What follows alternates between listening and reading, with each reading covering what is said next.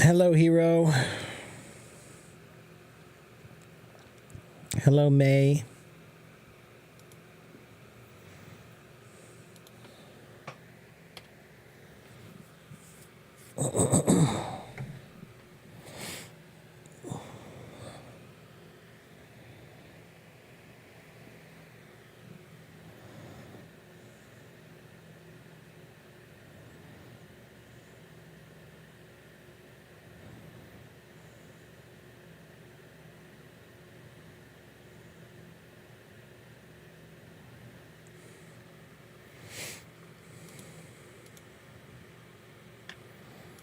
How are you, Hero?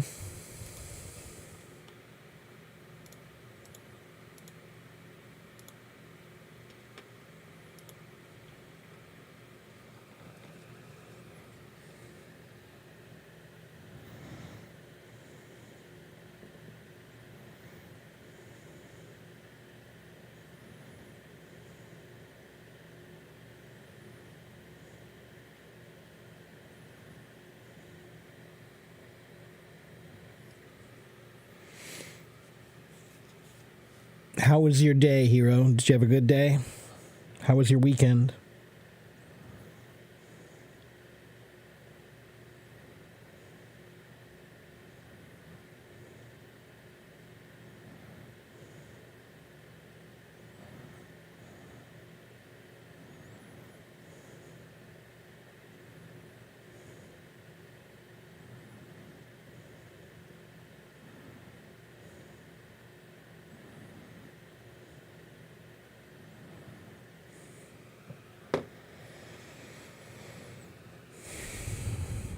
Happy belated birthday, Mukila. My weekend was okay. We had a lot of storms, big storms come through, and about half of a big tree in my yard snapped in the storm.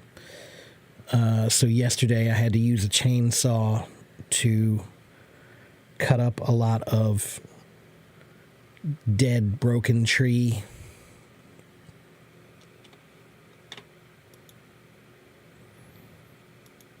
We had no rain for about a month, maybe more than that, 2 months, something like that. And then suddenly we have nothing but rain for the last few days.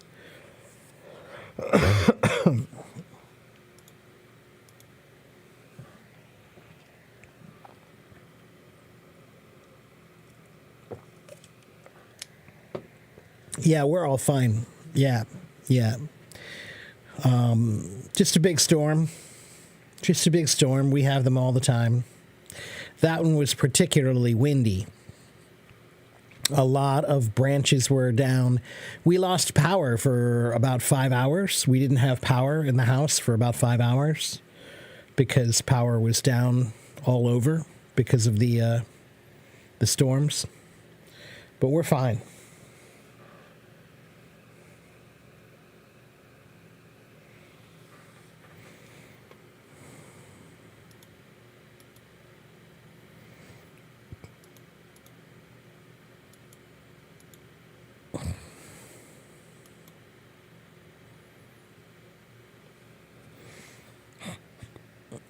Yeah, Hero. I live in Ohio, so in Ohio, I'm pretty far into the middle of the United States, so I don't have to worry about any kind of hurricane weather.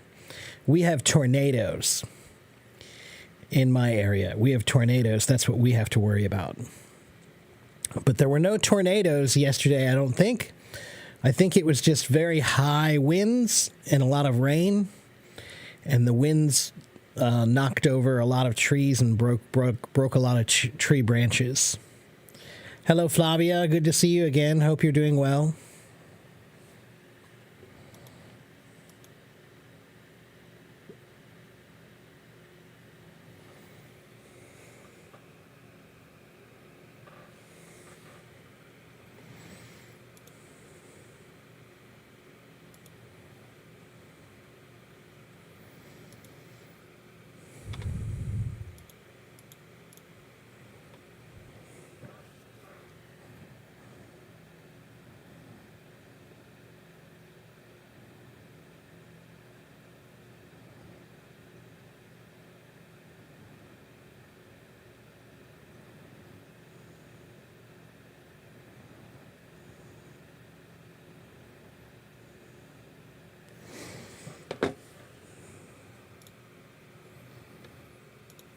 So if you have questions about English, you're welcome to ask me.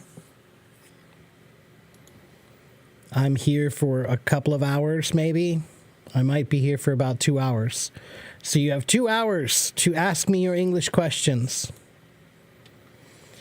Halloween is coming soon, yeah. Next month, around this time. It's about a month away. Do I carve a pumpkin or just enjoy pumpkin coffee? I'm not a pumpkin coffee flavor guy. I don't like pumpkin coffee. I want my coffee to taste like coffee. But I usually do carve pumpkins for Halloween every year. Yeah, and the last 2 years, I demonstrated carving pumpkins on my live stream on Hello Talk here. So the last 2 Halloweens, I did pumpkin carving here on my live stream. This year, however, I will not be in the United States for Halloween. I will be in Europe at that time. I'll be in Spain for Halloween this year. So no Halloween for me. But that's good because I'm getting fat.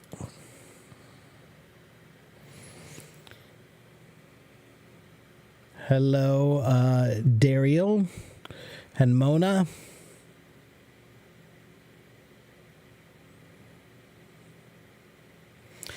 How to say you're just done with your office. You could say, I just left the office. You could say, I just finished work.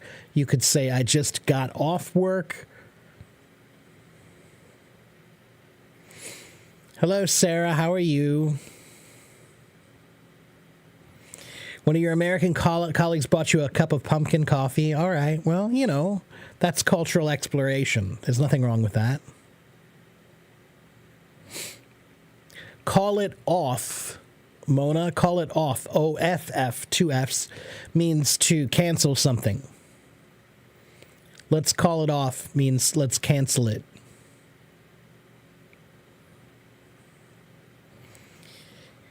Mukila, have you gone to my YouTube channel and watched my YouTube videos?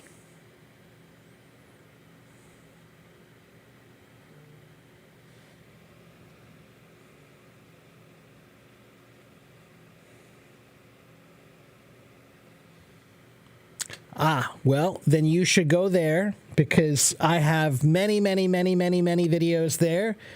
And I have answered the question about vocabulary many times on my live streams before. So you should go to watch.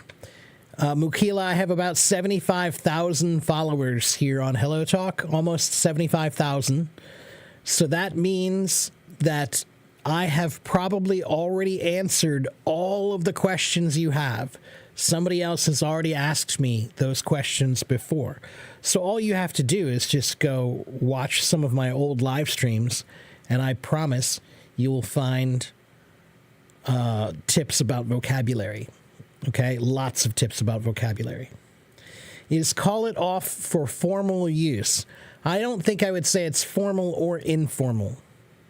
I think that the language is too simple to make a determination of formality. Call it off could be formal. I mean, I wouldn't make it too formal. I would say, in general, I would say it's more casual, but I wouldn't say it couldn't be used formally.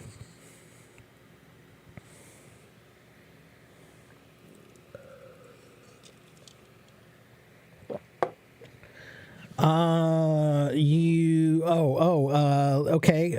That's a good question.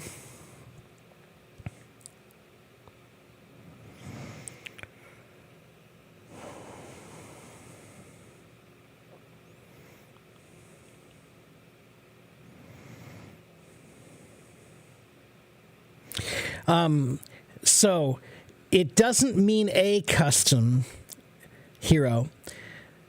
It means to be accustomed to something. It means to be accustomed to something. So, for example, you could say, he was wont to rise at dawn. He was wont to rise at dawn. That means he's accustomed to waking up early in the morning. He's used to it. Okay?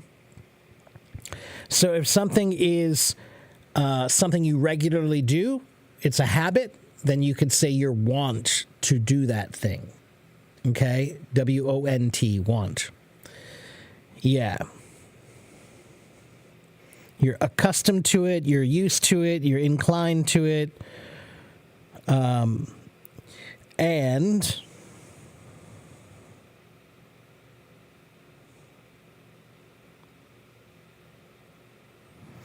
let me see if it has anything interesting about the etymology. So the original meaning of this word is German, and it means to dwell or live. Or so if you live someplace, or if you live in some way, then you must be used to that, right? So to be want for something means that it's so that you're used to it because you do it all the time. You live with it. So that's what the original meaning is.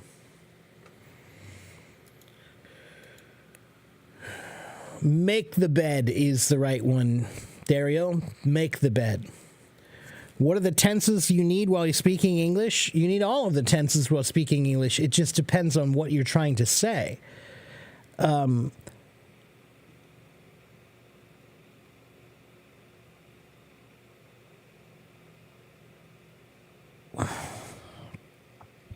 Simple present, simple past, and present perfect are the most often used. Okay, so simple present, simple past, and present perfect, present completed. Those are the three most commonly used tenses, but you have to use all of them. You have to use all of them. Perfect tenses are complicated. Well, maybe I'll try to help you a little bit with that. Voice from Egypt. The word perfect in English has two meanings. One meaning of the word perfect is great, 100% really great, right? So you got 100% on your test. It was perfect. Or this pizza is the most perfect pizza. It means it's the best pizza you've ever had, right? It's perfectly made, nothing wrong with it. But in grammar, in English grammar, the word perfect does not mean amazing, good, 100% without flaw. In grammar, the word perfect means completed. Completed. So when you talk about grammar, don't say present perfect, past perfect. Say present completed, past completed. That will make a lot more sense. Okay? So you have simple past, which means you are living now, but you're talking about something that happened in the past. But you're only talking about the past. So there's only one time period, right? Yesterday, I went to the baseball game. Simple past. Okay? But if you talk about, I have been to the baseball game 10 times this year, now you're talking about a time last year, right? One time period in the past, all the way until now. Okay, so present completed, right? But if you're talking about, you also could be talking about something that happened in the past that finished in the past. So now you're talking about three time periods. You're talking about the present, you're talking about the past, and you're talking about sometime in between when something stopped. Those are the three ways of talking about the past in that way, right?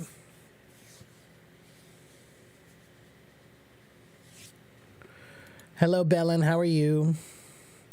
Do I know a good way to teach literature? Well, that depends on what literature you're trying to study and why you're trying to study it. What literature are you trying to learn?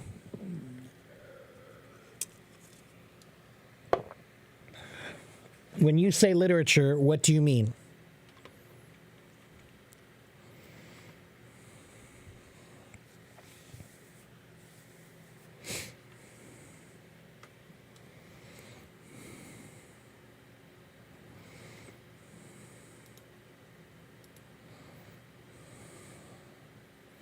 Okay, so you teach high school students literature, novels, poems, short stories, etc. Okay, so poetry, since you mentioned those few things, let's start with poetry. Poetry is a brilliant thing, but poetry, the big mistake that I think English classes do with poetry is that they forget it's art.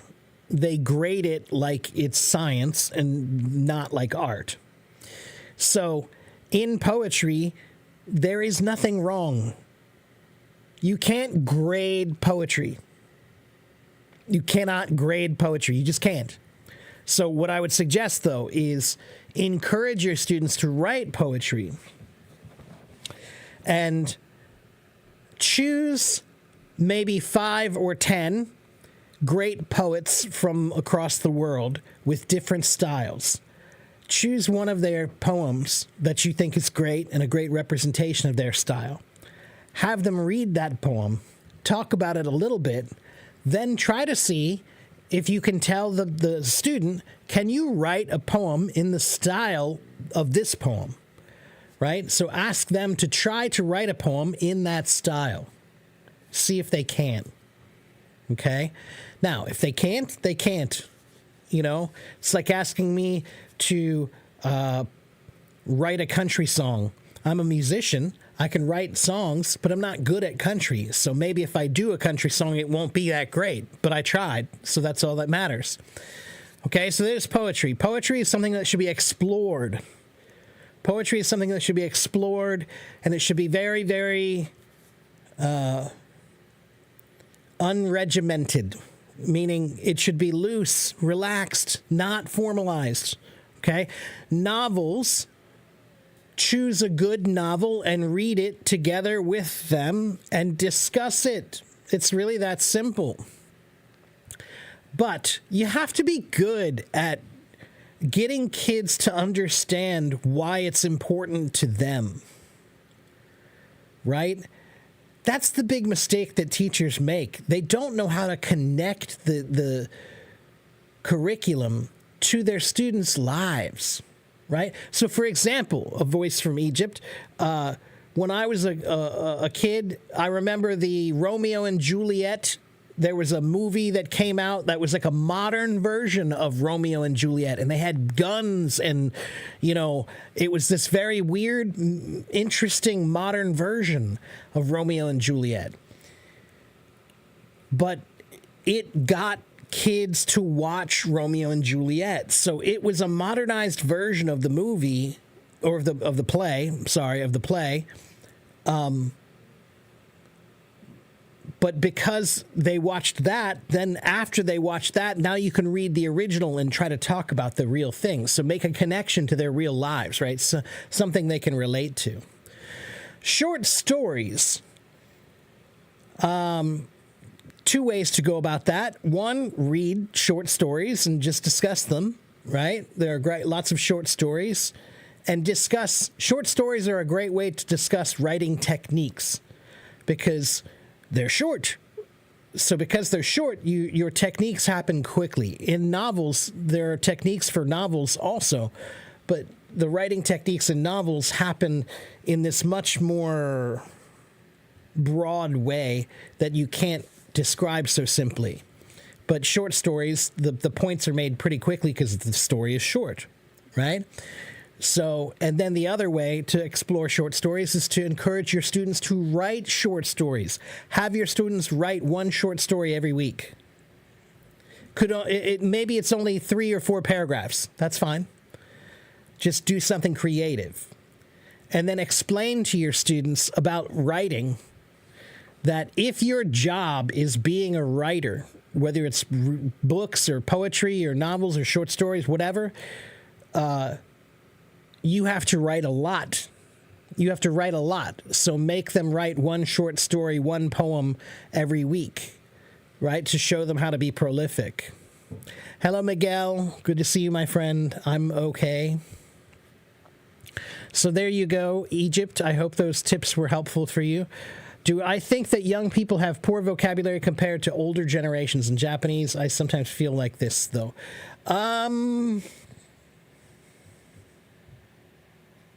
Maybe.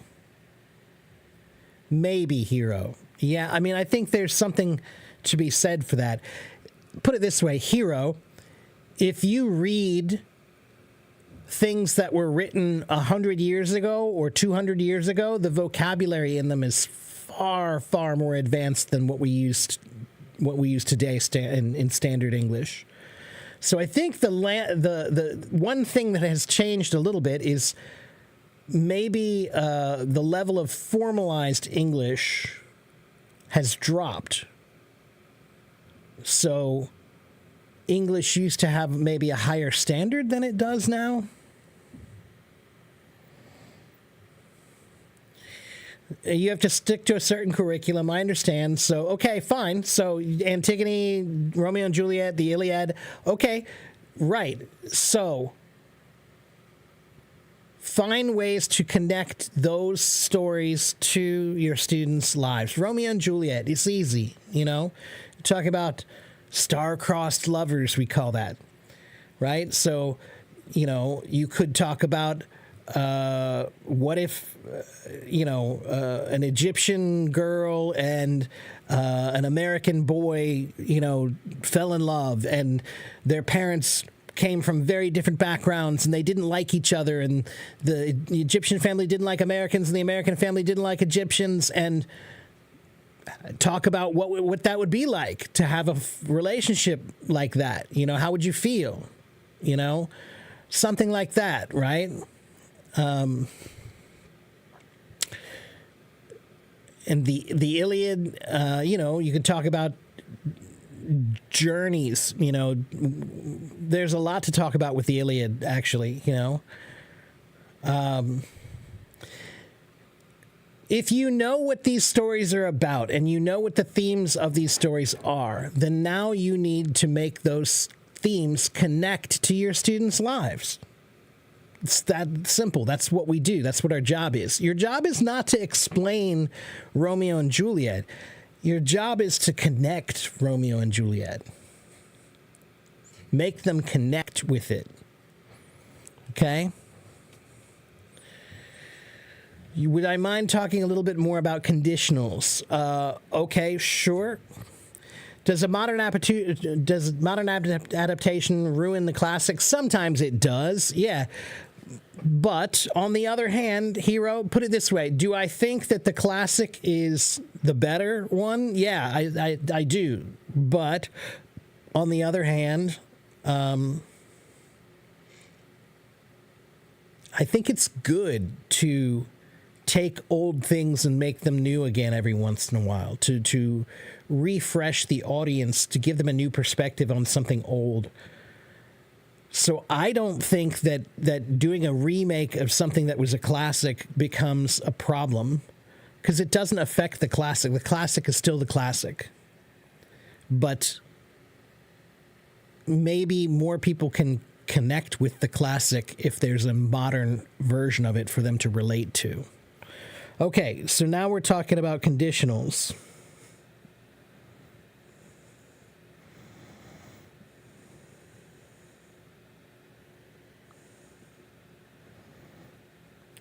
All right, so we have 4 kinds of conditionals, right? Which I hate the names of these things. These things are always so stupid. There's 0 conditional, first conditional, second conditional, and third conditional. So 0 conditional is when we're talking about things that are facts that are generally true, or they're scientific facts, right? This thing is always the same no matter what. So, for example, if you stand in the rain, you will get wet. Okay? If you go outside, you will be hot. Right? If you heat ice, it will melt. Right? So, 0 conditional. Right? Those are for standard things that are like scientific facts. All right, that's 0 conditional. Then we have first conditional. First conditional is used for possible situations in the future. Possible situations in the future. So if it rains, we will cancel the trip. If it rains, we will cancel the trip. Right? So if blah, blah, blah, then blah, blah, blah. If you study, you will pass the exam. Okay? So zero conditional is for things that are general truths or general facts of science, right? First conditional is for things that are hypothetically, realistically true, meaning that if this happens, then this will happen. We know that those are causal, right? So possible situations that will happen, right? Then we have second conditional, which is talking about hypothetical or unlikely, right? So first conditional is for things that are possible, but, or I should say maybe probable, right? So if it rains, then we will cancel. Or if I make enough money, I will go. Okay? And then we have second conditional, which is hypothetical or unlikely. Hypothetical or unlikely. Those are things like if you won the lottery, what would you do with the money? If you won the lottery. If you sold your house, you'll be rich, right?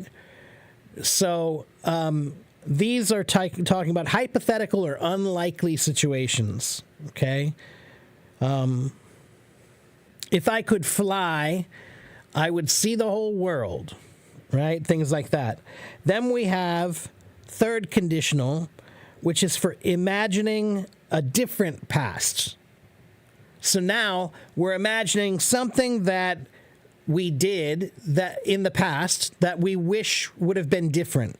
We are imagining a different outcome, Okay? So if you had studied, you would have passed the exam. Okay? If you had studied in the past, then you would have passed the exam. If I hadn't been sick, I would have gone to your party. So in those cases, we're talking about imagining something that happened in the past and imagining a possible different outcome. Okay? So zero conditional is for general facts of truth of science, right?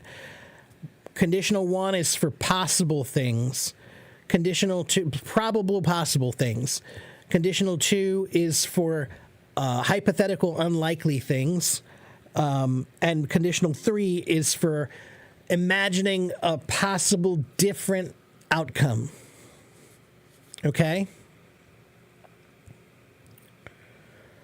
All right, so there you go. There's conditionals.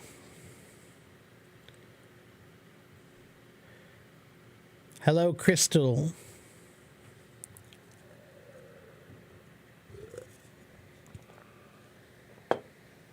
You have a new speech today, okay? We'll get you up in just a couple of minutes, okay, Lillian?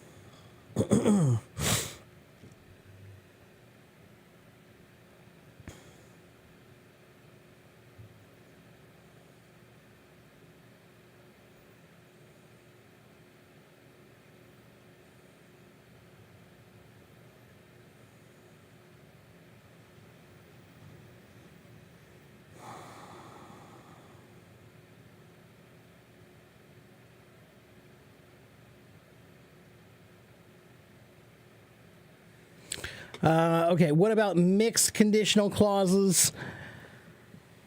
Okay, mixed conditionals. So that's when you have more than one. So you have one type of conditional with the main clause of another type of conditional. So, for example, if you had eaten your dinner, you wouldn't be hungry. or you would know there was a meeting if you had read the email. So in this case, you've got like two different ways of talking about time, right?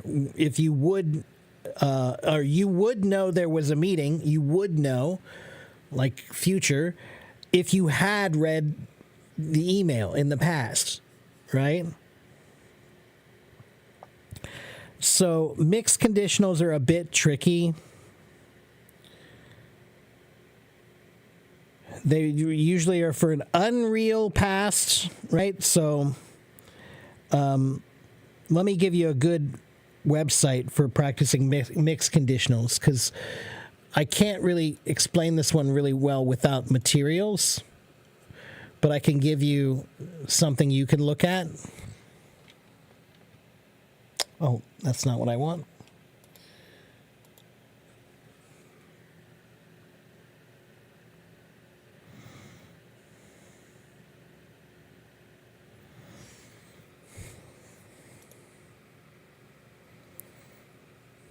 Oh, that's not what I want either. There it is.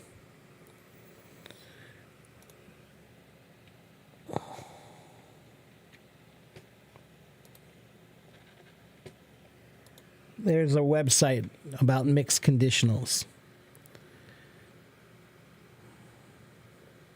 Hello, Islam. Good to see you.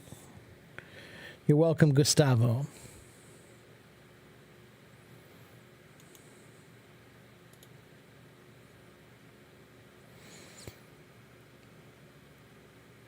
Yes, I am a musician.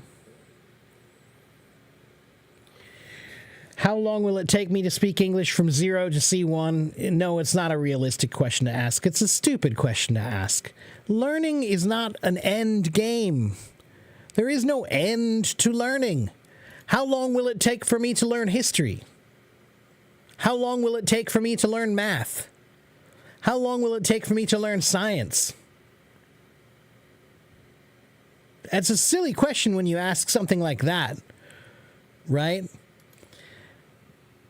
It's a silly question, one, because C1 is not the end of learning. That's one. And number two, everybody's different. It depends on how much time you have. It depends on your way of learning and how smart you are. It depends on how dedicated and focused you are. It depends on how much money you have and if you have teachers and books and private lessons or not. It depends on so many things. It's a silly question to ask.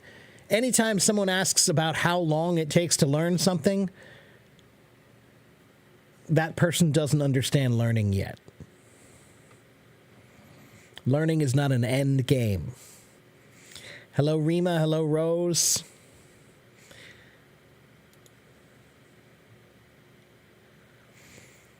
Okay, let's see. Let's get Lillian up. She has a speech she wants to give me.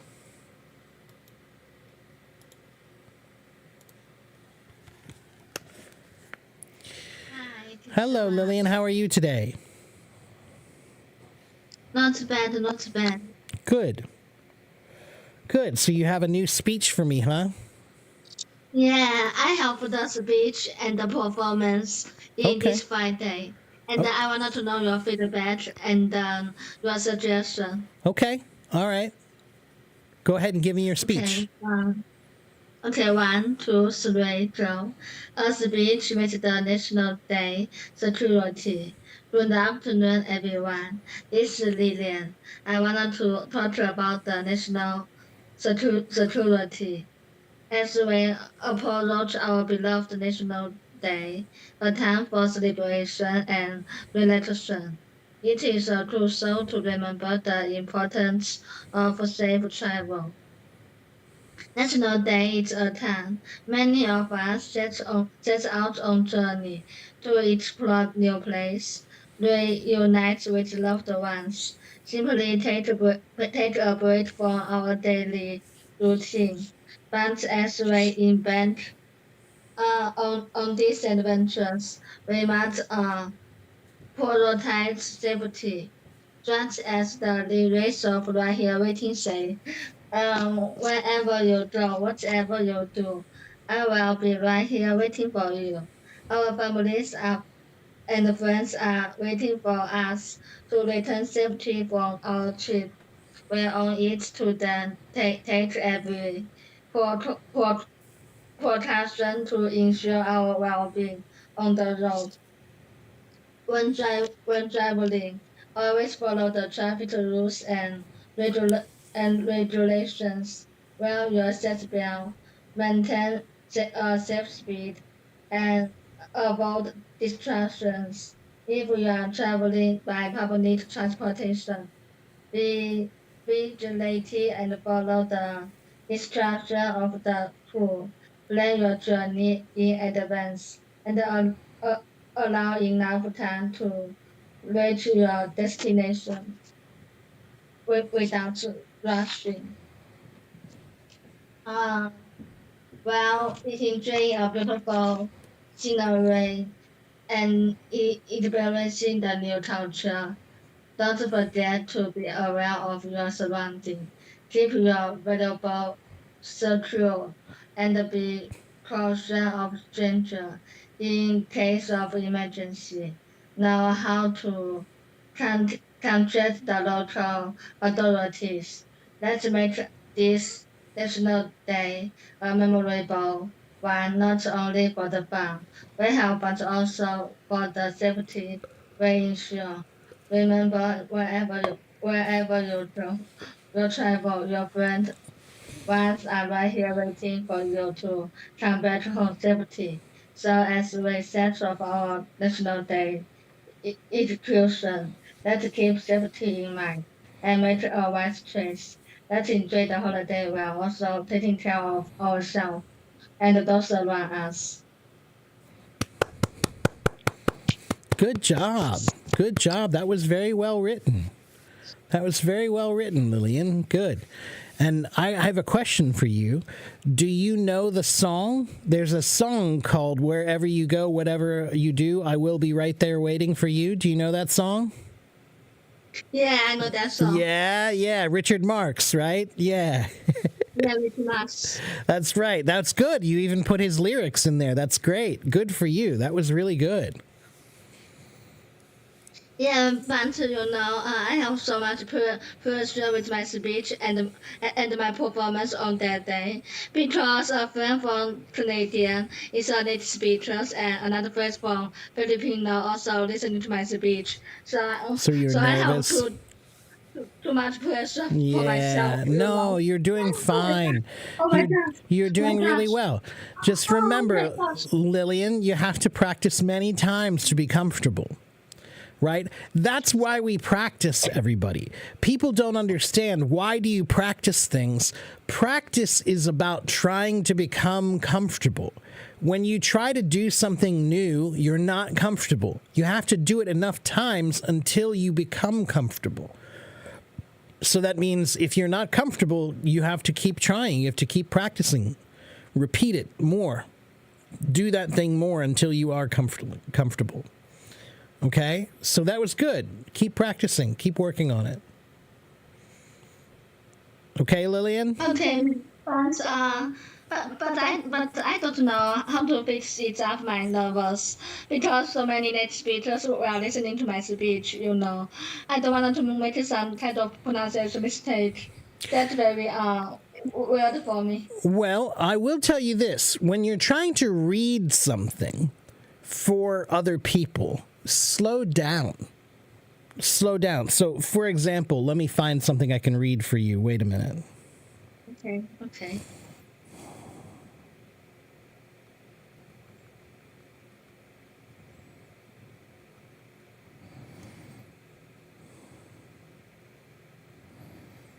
Okay, so like for example, here's something about the history of pizza.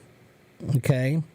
So if I read Mm-hmm. this, let me see here. Can I find it? Where is it? Here it is. All right. So if I read this, then I will slow down so I can say this. Many people believe that Italians invented pizza, but the origin of pizza goes way back to ancient times in the Middle East. People would cook flatbreads in 'in mud ovens. Do you see how slow I'm going? right? So you can I can. slow down Yeah, so that you can be I more can fully that. relaxed. Yeah, slow down so you can be more relaxed when you speak. Okay. If you go too fast when you're reading, your eyes are focused on the paper and you can't focus on the people. But if you slow down, now you can read and focus on the people, right? Try to read the words Yeah, to the people. Don't just read the yeah, words off the page. yeah, yeah. Okay? That's the difference. If I Okay. read if I just read the words, then it sounds like this. Many people believe that Okay. Italians invented pizza, but the origin of pizza goes way back to ancient times in the Middle East. People would cook flatbreads in mud ovens. It was popular because it was so quick and easy to make, even in ancient times. In 522, in Naples, Italy, they began to put tomatoes on other dough. Yeah, so it's too fast. I'm reading, I'm not talking to the people. But if you slow down Oh. and then you talk to the people, many people believe that Italians invented pizza. I'm talking to you. Now I'm saying, but the origin of pizza goes way back to ancient times in the Middle East, right? So slow down and then you can talk to them, Okay. okay? Also, let me further my speech for you, and maybe you can give me the example, and I will sending you in the private way. Yeah. Yeah, that's fine. Okay. You can do that. But you're, And then wait, and then wait for me a second. Yeah. I yeah, will yeah, see take my your time. speech now. Yeah, take your time. You can send it, send it to me, okay? All right, but you're Okay. doing really well, Lillian. Just keep practicing on it. I'll take a look at your speech later Thank you. after I'm And finished, okay? I find it, so please wait for me. Okay. I find it now. All right, take your time. That's okay. I'm going to let you go though, Lillian, and you can send me your speech and I'll look at it later, okay? Okay, okay. Okay. Well, good job. Thank you I'll so see you much. next time. Thank Bye-bye, you. Lillian. And I have the performance also for you. Oh, you want to do a It's song, you about mean? my Oh, okay. All I right. got the song. Okay, go ahead and do your And then song. it's also my Thursday performance. I Oh, mean Friday performance. okay. All right, go ahead. Okay, 3, 2, 1, go. Ocean apart, day after day, and I slowly grow insane. I hear your voice all the line, but it doesn't stop the pain. If I see you next to never, how can we say forever? Wherever you go, whatever you do, I will be right here waiting for you. Whatever it takes, or how my heart breaks, I will be right here waiting for you. I took for granted all the lies, but that would last somehow. I hear the laughter, I take the tears, but does you now? How can we say see it, baby? You've drawn me going crazy.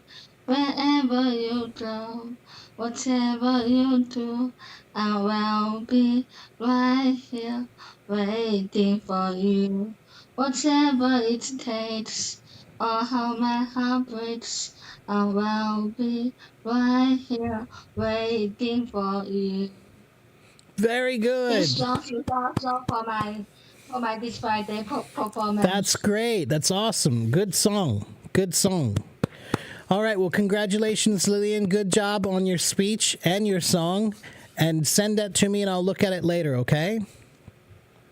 Okay, okay. Thank you, teacher Mark. You're welcome. And you can send me the 5 message, and then I can send you the speech. Okay. All right. Okay. I'll see you then in a private message then, okay? Okay, okay. Thank Okay. you. Bye-bye. Good night. Bye. Peace out. All right. Let's see. Did I miss some questions? Let me go back and check. Hello to all the new people. How can someone stop thinking in his native language and shift to the target language? AA, you need to start by changing all of your simple thoughts. Any of your simple thoughts, make those in English. So start with simple things like how do you feel, what do you want, what do you like, what do you need. Any of those thoughts, don't have those thoughts in Arabic. Have those thoughts in English. If you're hungry, if you're tired, if you're sad, if you're angry, if you're late, think that in English. If you like something or don't like something, think that in English. If you want something or don't want something, think that in English. Start with all the simple things in English. Okay? How many books should you read in a day? As many as you can, but not many people finish books in one day. Hello, Rose. How can you work on your pronunciation? Sneha, well, how are you working on your pronunciation now? What are you doing to work on your pronunciation now?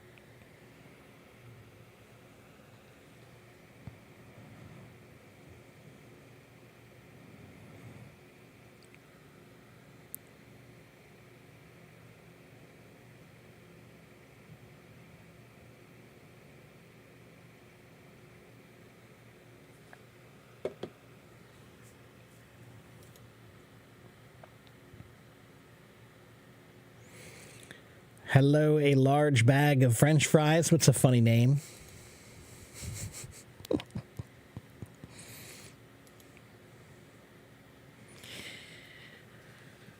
How to improve your listening and speaking skills.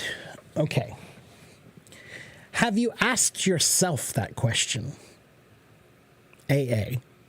Have you asked yourself, how can I improve my listening skills? How can I improve my speaking skills? Have you tried to sit down and make a plan and think about what you could do to try to improve? You get lost. What do you mean when you say you get lost? Explain more. Tell me more. Many resources are out there. You're right, there are, but that's not a bad thing. That's a good thing. But you have to make an organized plan. You have to make an organized plan for where to start. So here's what you need to do, AA. There are 8 different areas of language: reading, writing, listening, speaking, thinking, grammar, vocabulary, and pronunciation. Those are the 8 areas of language: reading, writing, listening, speaking, thinking, grammar, vocabulary, pronunciation. Create a plan for each one of those things. Use as many of the resources as you can find that you think are valuable. So there are many resources out there, but some of them are better than others. So if you think this website is good, then use it, right? So, for example, for reading, you could go to eslfast.com. There are thousands of websites for reading, thousands of them, but that's one I use. Okay? Make a plan. If you think there's too much out there, then you just there is too much. There's a lot out there, but you need to be selective and choose what you're going to use.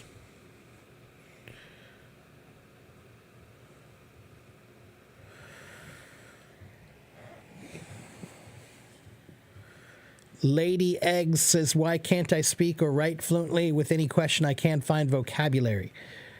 Practice. It's really about practice. You just need more practice. How can you start small talk? You're struggling to raise up follow-up questions to continue conversations.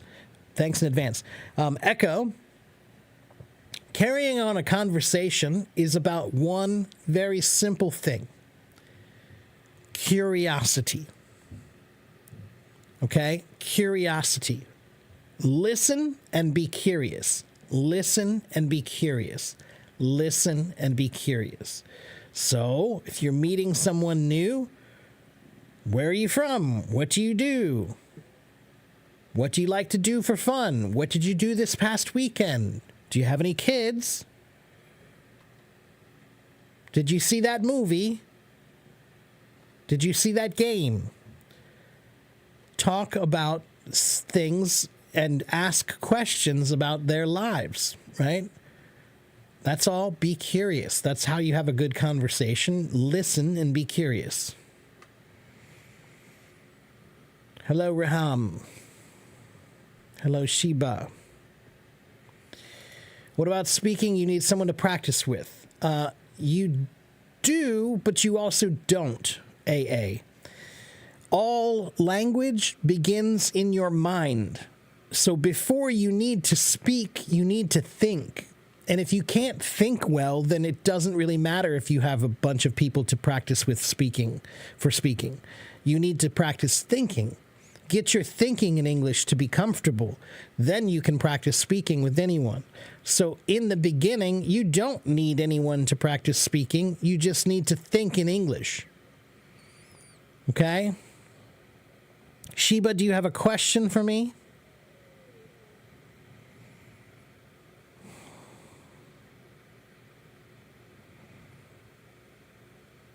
You're working on improving your English pronunciation by listening to native speakers and watching YouTube shorts. Okay, but be careful because not everyone speaks well. So whatever you're trying to find, the native speakers, don't just listen to any native speaker. Listen to native speakers who speak well. Don't just listen to any YouTube short. Find YouTube shorts with really good English.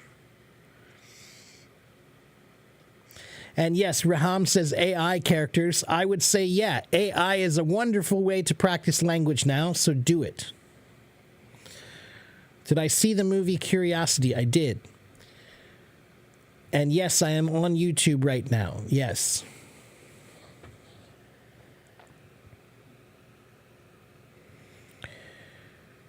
You want to learn English for your college studies? Can I help you?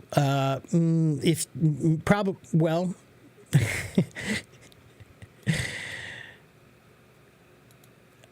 You can help you. Kavi, you can help you. Here's my YouTube channel.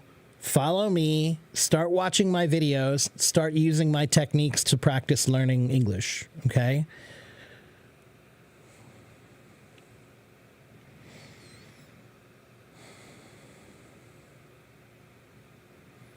I'm from Cincinnati, Ohio. Do I think IPA will help you or just shadowing? IPA is good, but I think IPA is hard. And I think IPA is a lot of work to learn. So shadowing, I think, is better. I think it's more effective. But once again, you have to shadow the right people.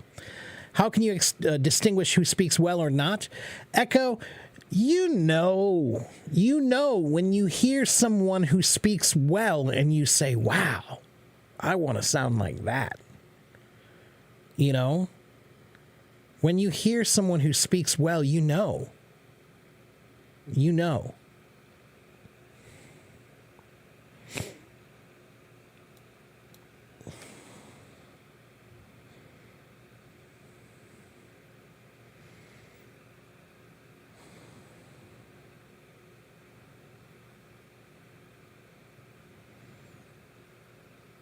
How can you speak fluently? Forget about the word fluent, and then you'll be fine. Ignore the word fluent. It doesn't exist. And hello, Alone. What were you saying?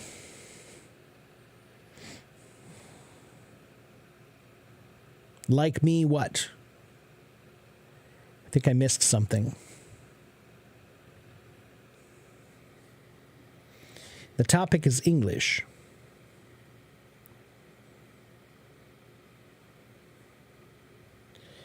Is improving our writing through mimicking the sentences only? No, there are many ways to improve your writing. ChatGPT, again, use AI to help you with your writing. Yeah, use AI to help you with your writing.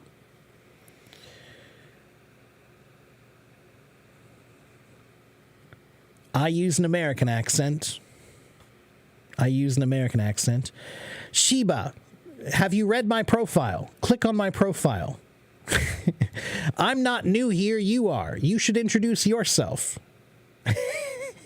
Sheba, I have been on Hello Talk for 11 years. I have been live streaming for almost 3 years. I have about 75,000 followers on Hello Talk. Go to my profile and read it. You can, I have a complete profile that you can read about me. Okay?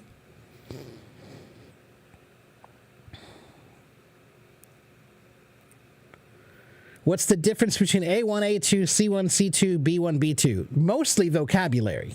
Those numbers are really only effective at gauging the vocabulary you're familiar with. So I don't think that A1, A2, C1, C2, B1, B2 are actually useful that much at all as far as a way of judging your language. You can have a really good vocabulary but not know how to use it well.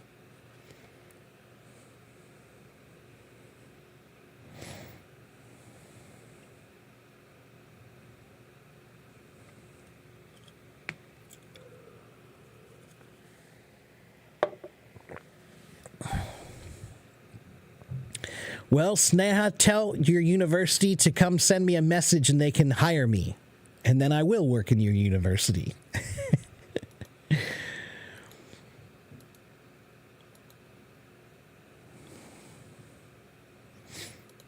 What about grammar, Lady Eggs? What about grammar?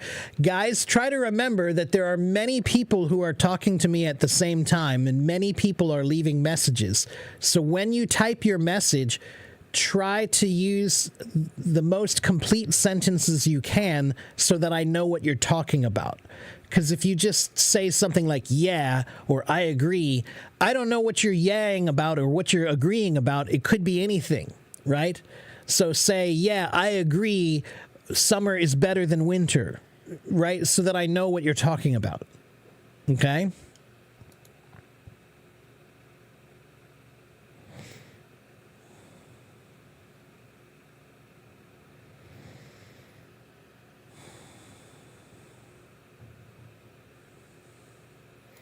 Hello, Pierre Louis.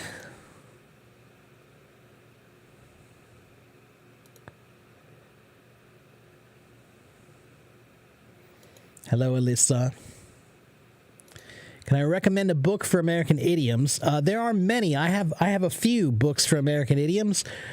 There's a website you can start with called theidioms.com. It's not my favorite. It's okay. It's a good starting place for idioms. Theidioms.com.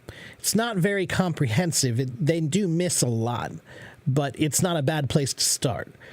But to be honest with you, alone, there are many, many good good idioms books online that you can find. I would say to use an English idiom, it's really 6 of one, half dozen of the other, which means just choose one. I'm sure if you get a book of American English idioms, then 90% of them will be valuable and useful to you. Okay?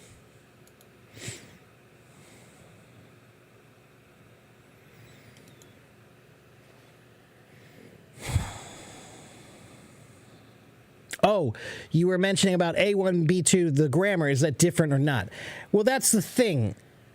Not really. A1, A2, B1, B2 is not really a measure of grammar. It's really a measure of vocabulary more than grammar. Because I know people who say that their vocabulary is a C2 level or an A1 level or whatever, but that's not representative of their ability to use the language. Right? So I know some people whose vocabulary is pretty small, but their ability to speak well is actually pretty good. But I know people who have really good vocabulary, but their grammar and their ability to use the language is very, very poor. Right? So again, those rankings are not very useful. Here's my YouTube channel there. And you can also go to my website if you want to sign up for private lessons with me. And I have a lot of new things coming on my website soon. I'm going to be posting a lot of things about grammar and vocabulary and reading and writing and listening and speaking and tips. There's going to be a lot coming soon on my website, so you should go to my website and subscribe. Here in Brazil, we have some teachers who say grammar is not important. What do you think about it? David, in general, I tend to agree. Grammar is not that important, especially English grammar, which is overly complicated and unnecessarily difficult and inefficient also. So, David, what I would say is if you're at work and you have a job like being a lawyer or a doctor or an engineer or an accountant, those jobs, if you use English, grammar is important, because if you have bad grammar, you could make a terrible mistake at your job, right? So if you're at work, grammar is important. If you're at school, if you're a high school student or a college student and you're studying, grammar is important, okay? So if you're at work, grammar is important. If you're at school, grammar is important. If you're taking a test like the IELTS test or the TOEFL test, then grammar is important. It's very important. But if you're just hanging out with your friends on a Friday night and you're speaking English, nobody cares about your grammar. Forget about your grammar. Stop worrying about your grammar. Okay? Worry about your grandma, not about your grammar. Grammar is not something to be worried about. Grandma is something to be worried about. Okay?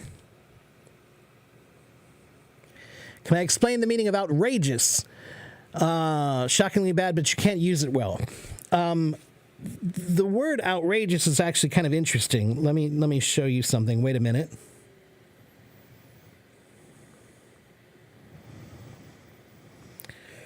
Okay, let's see.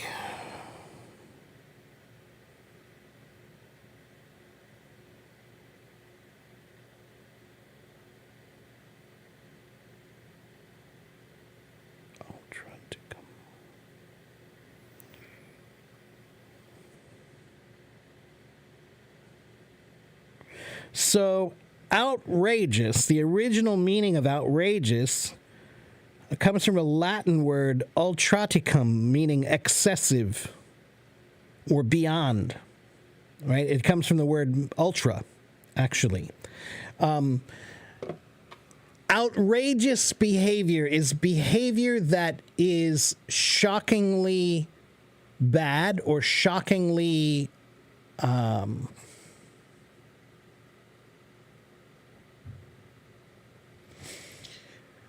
let me think of my words. One moment.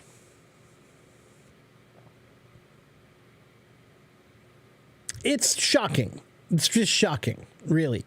So the price of these tickets was outrageous, or his behavior at the party was outrageous, or it's outrageous that they ask us to do blah, blah, blah, blah, blah. It means really terribly shocking. Okay? In most cases, it's used in a bad sense. It can be used in a slang way to kind of mean good, actually. The party was outrageous, meaning it was a good party, not a bad party. Okay? Any recommendations for grammar books? I do. For beginning grammar, I recommend a book called Basic English Grammar by Saddleback Publishing.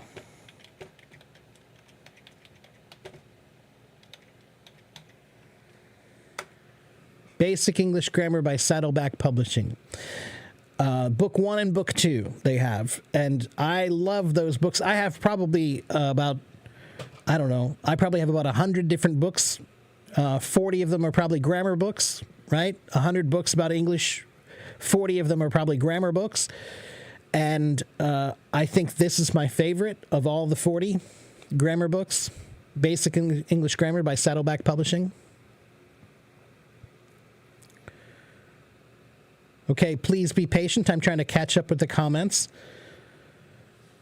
So based on what are they actually do a placement test?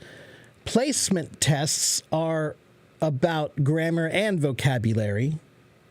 But again, I know people who can pass a placement test but can't use their English very well.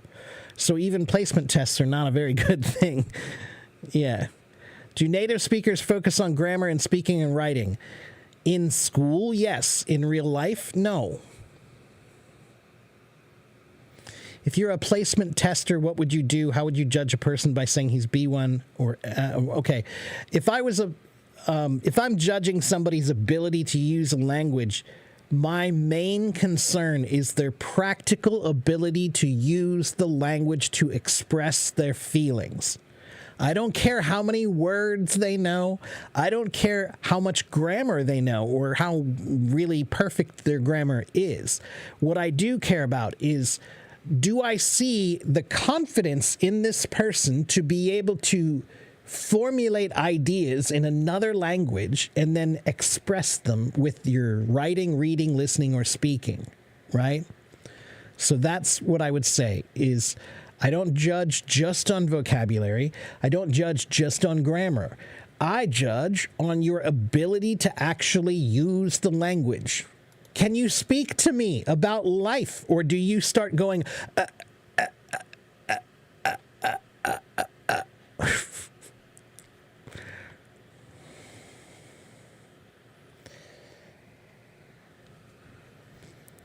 Hello, Shaban. Hello, Mary. What is my website? It's afiecenglish.com. Right there. Can I elaborate more on thinking among these 8 areas for learning English? So thinking is its own thing. That's its own, there are 8 different areas: reading, writing, listening, speaking, thinking, grammar, vocabulary, pronunciation. Okay, so thinking, to start thinking in English, you should start thinking like a baby. Okay, I break down the process of learning how to think in English happens in 4 stages. Okay, and they're stages of growth, right? So the first stage of growth is the baby stage. Baby English is simple. They don't care about grammar because babies don't know about grammar, right? So babies talk about what they feel, what they think, what they like, what they don't like, what they want, what they need. Simple things. So start making all of your simple thoughts happen in English. That is level 1 of thinking in English. That's baby English, okay? Level 2 is elementary school English. Elementary kids ask a lot of questions. What's that? What's that? When are we going here? What are we doing? Who are you? When? Where is this? Why? Who? What? Where? When? Why? How? That's elementary school kids. They ask a lot of questions. So you should do the same thing. Walk around in your life every day and look around the world and ask a question. What's that called in English? Why do we do this in English? When is this in English? Where is this in English? Use your English mind to make questions and try to answer them. Simple questions about the world. Okay, simple questions. That's step 2, elementary school English. Step 3 is high school level English, or what I call identity English. Identity English is talking about the things that make you, you. Your family, your friends, your hobbies, your interests, your goals, your dreams, your work, your past, your present, your routines. Okay, so can you think about your family in English completely? Who's your mom and dad? Where are they from? What do they do? How old are they? Are they sick? Are they healthy? Who are your brothers and sisters? Do you have any brothers and sisters? How old are they? Where do they live? What do they do? Are you friendly with them? Your friends. Can you talk about your friends in English in your mind? Can you think about your friends completely? Your family, your friends, your work, your hobbies, your interests. Can you think about your identity completely in English? That's level 3. Then finally, level 4 is adult level, college level English. Now we're talking about advanced topics like religion or philosophy or politics or economics or history or science. Can you think about economics in English? Can you think about politics in English? That's difficult. Okay, so there's your 4 levels of how to learn how to think in English. Okay. Maybe says, understanding and using English grammar is a recommendable grammar book. Okay. I don't know that one, but okay. Is it really necessary to use the grammar to learn? It's some of it, yeah. You need some. You need some.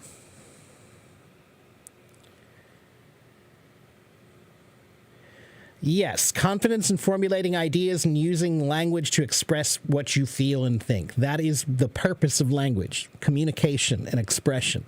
So that's what I judge your ability to speak on is, can you express yourself? Can you communicate? What's the difference between accent and pronunciation? Accent is a cultural or regional effect on the way you speak. Okay? Pronunciation is just the way you speak, right? So pronunciation has no regional aspect to it. Pronunciation is just the way you move your mouth to pronounce words. If you don't have the right mouth movements, then you won't pronounce them correctly.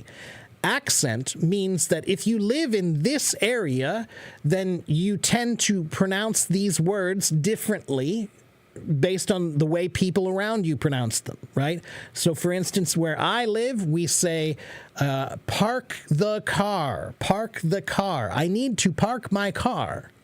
That's how we speak where I live. But if I went to Boston, in the United States, the city of Boston is in the upper northeast coast area of the United States, and the Boston accent is a very thick accent, very heavy accent, so they might say, I need to park the car. Park the car. So I say park the car, and they say park the car. All right? So that's the difference between accent and pronunciation. Accent is a regional difference in the way that you pronounce your language, regional or cultural.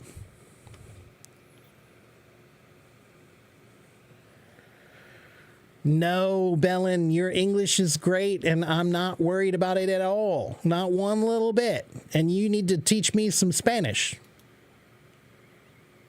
Feel free to speak Spanish around me so that I can try to pick it up. Or speak both. Don't worry, though. We'll be fine. Mona says, you just checked my website. You like the design. It's so simple and nice. Thank you very much, Mona. I did design it. Well, I paid somebody to make it for me originally. Then I kind of designed it a bit myself. And then one of my good friends, Alyssa, who's probably still here. Alyssa, I don't know if you're still here. Alyssa can say say hi. She's the one who is responsible for the way my website looks and works right now, and I owe her a great deal of thanks because yeah, it does look great, and it's working much better than it used to be. So yeah.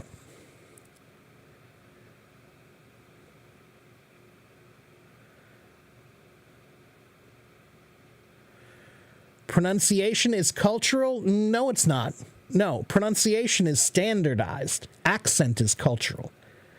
Pronunciation, Emran, for example, IPA, that's standard pronunciation. That's why they created IPA. It's the standard of pronunciation. Okay? So, pronunciation is standardized. Accents are regional and cultural.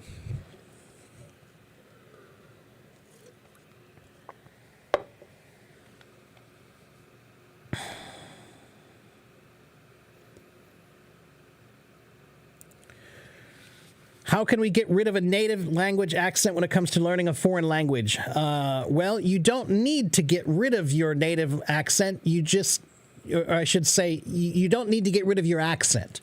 But you do need to make sure that if you have an accent, that your accent is not unclear. The only problem with an accent is an unclear accent. All right, so if I speak Chinese, but my accent is really unclear, then people can't understand me, and that's a problem, right? So I don't care if you have a Pakistani accent or a Mexican accent or a German accent or a French accent or an Italian accent or a Japanese accent. It doesn't matter what accent you have. The only thing that matters is if your accent is affecting the clarity of your language. Okay, so I think it's a waste of time in most cases to spend a lot of time trying to get rid of your accent completely. I don't think that's a valuable goal. I think the goal should just be to make your language clear. Keep your accent. Okay?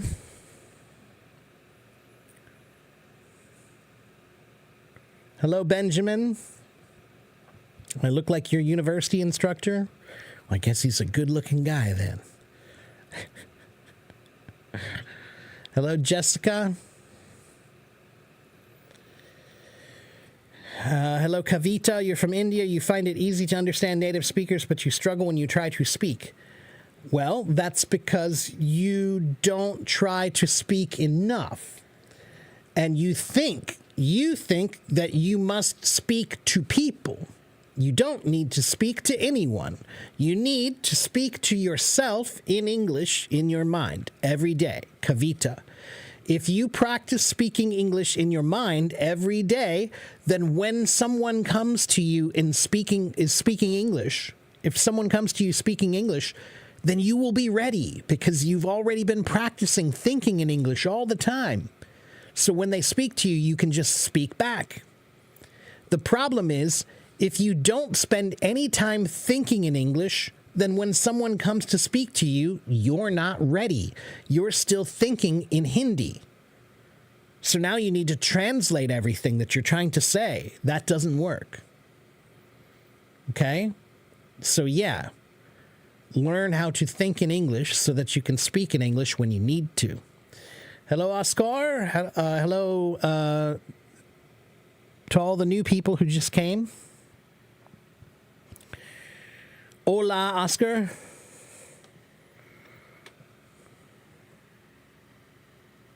Is it Oscar or Oscar? I've heard both. I've heard it pronounced both ways, but I don't know which one is correct or not.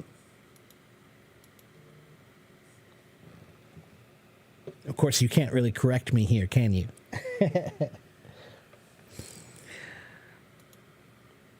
Say your name. Well, I see your name says let me. Oscar. Like that? So the accent is on the OS. Oscar. Okay, all right. Mucho gusto.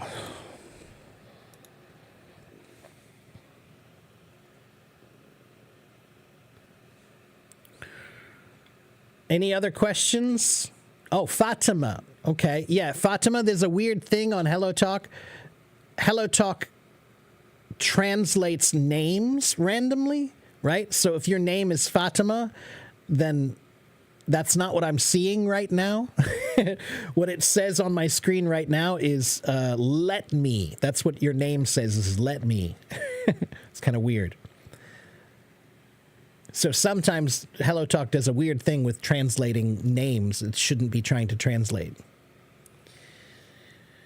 Do I know all the words' meanings that are presented in the dictionary being a native speaker? Not all of them, no. No. Do I know every single word in the English dictionary? No, I do not. No.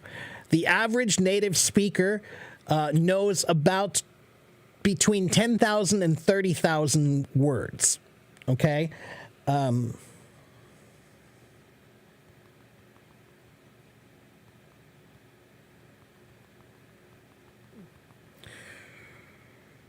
So there are about 170,000 words in current use.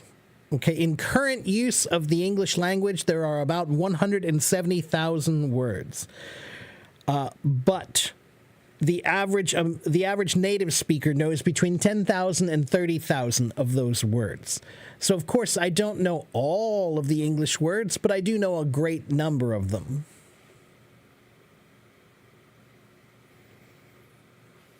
Have I been learning basic German? I know a little. I wanna try to see if I can do a little bit when I'm there, but I'm not gonna try to be, fluent or anything. I just wanna.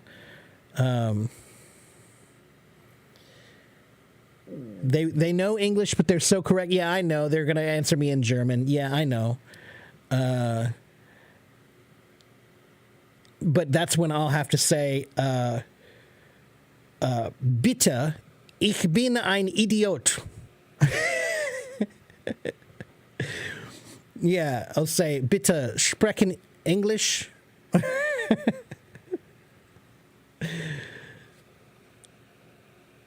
Yeah. No, I'll figure it out. I've got a good smile. You'd be surprised how well you can do in life if you have a good smile. Doesn't matter what language you speak. Okay. Is phonics important? Yeah, I think phonics is really important. Yeah.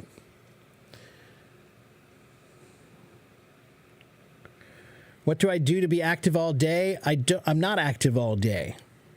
I take breaks when I need to. I try to. You want to go test your vocabulary now? Hey, Brandy, how are you? I do my private lessons on my website I don't use Zoom. Usually I use Voov. I use the Chinese version of Zoom, Voov. Sometimes I use Zoom. Most of the time I use Voov.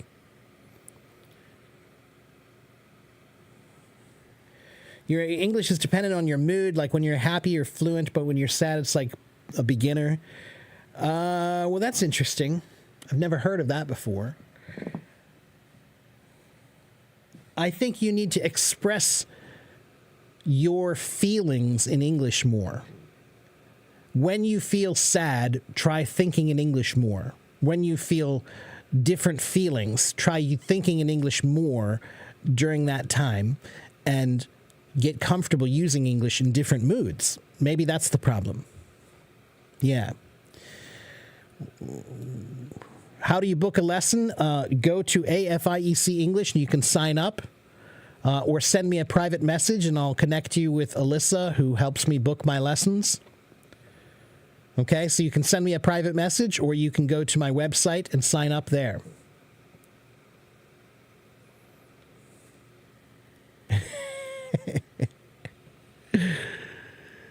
Yeah. How can you improve your English? Well, that's a big question. Why don't you start watching my videos, and there are lots of tips there about how to improve your English. Okay? Can you guys wait 1 second? I'll be right back. Hold on 1 second. Don't go anywhere.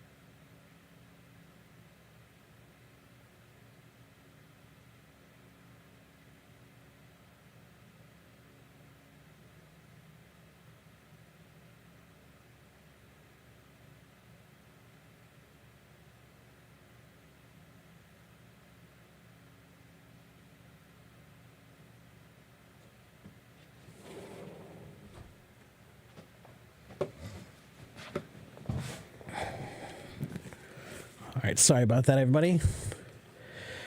Okay, is it bad to use words like and hum during an interview? Yeah, GG, those words are called filler words. Well,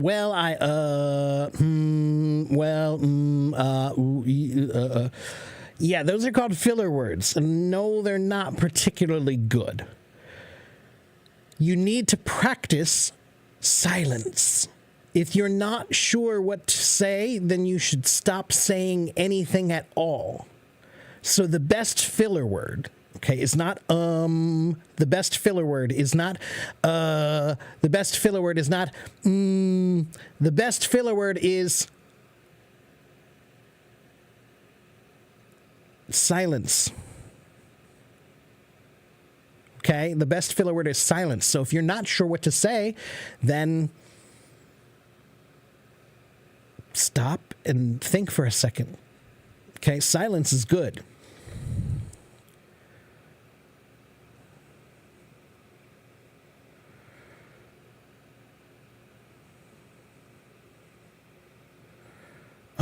Okay, wait a minute. I think you got disconnected. What was your question?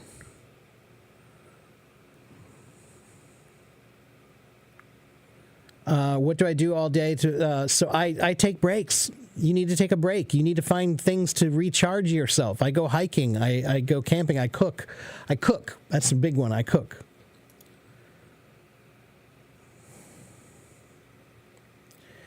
What should I do when I watch movies to benefit me? When you're watching movies, go online, type the name of the movie, and type in the word transcript. What just happened? There we go. So type in the name of your movie and type in the word transcript. Every American TV show and movie has a free transcript available online. If you get the transcript and you download it and you print it, now you can hold it in your hands. You can print it and hold it. And while you're watching the movie, you can read and you can make notes. Maybe they say a vocabulary word you don't know, you can circle it. Maybe they say a phrase you really like that you want to remember, you can underline that, right? So if you're trying to use TV and movies for learning English, get the transcript, get the transcript, get the transcript. Okay?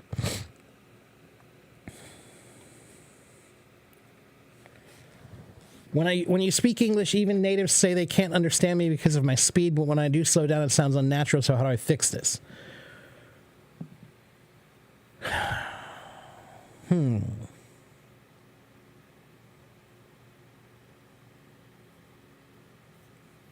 I think you'd be better off learning how to speak slowly more comfortably.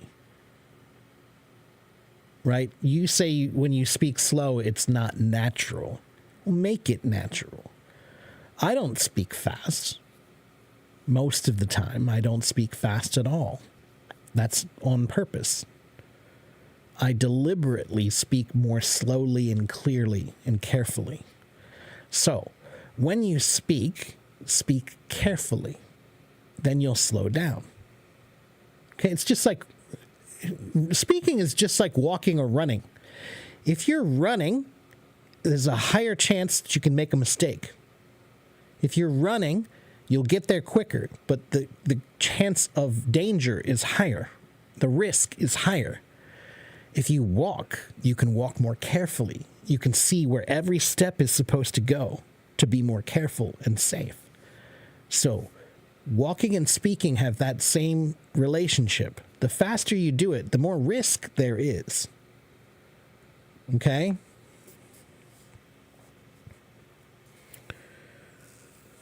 Do I have any recommendations about Orlando? Go to Disney World? I've only been to Orlando once, so I can't really tell you too much to do. But Oscar, you can go to, let me see. I bet Expedia has a great video all about it.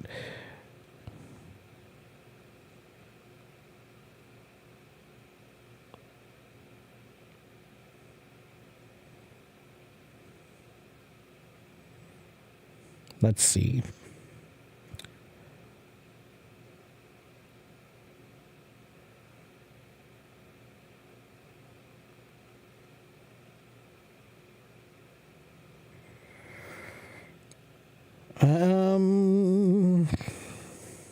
Yeah, here it is.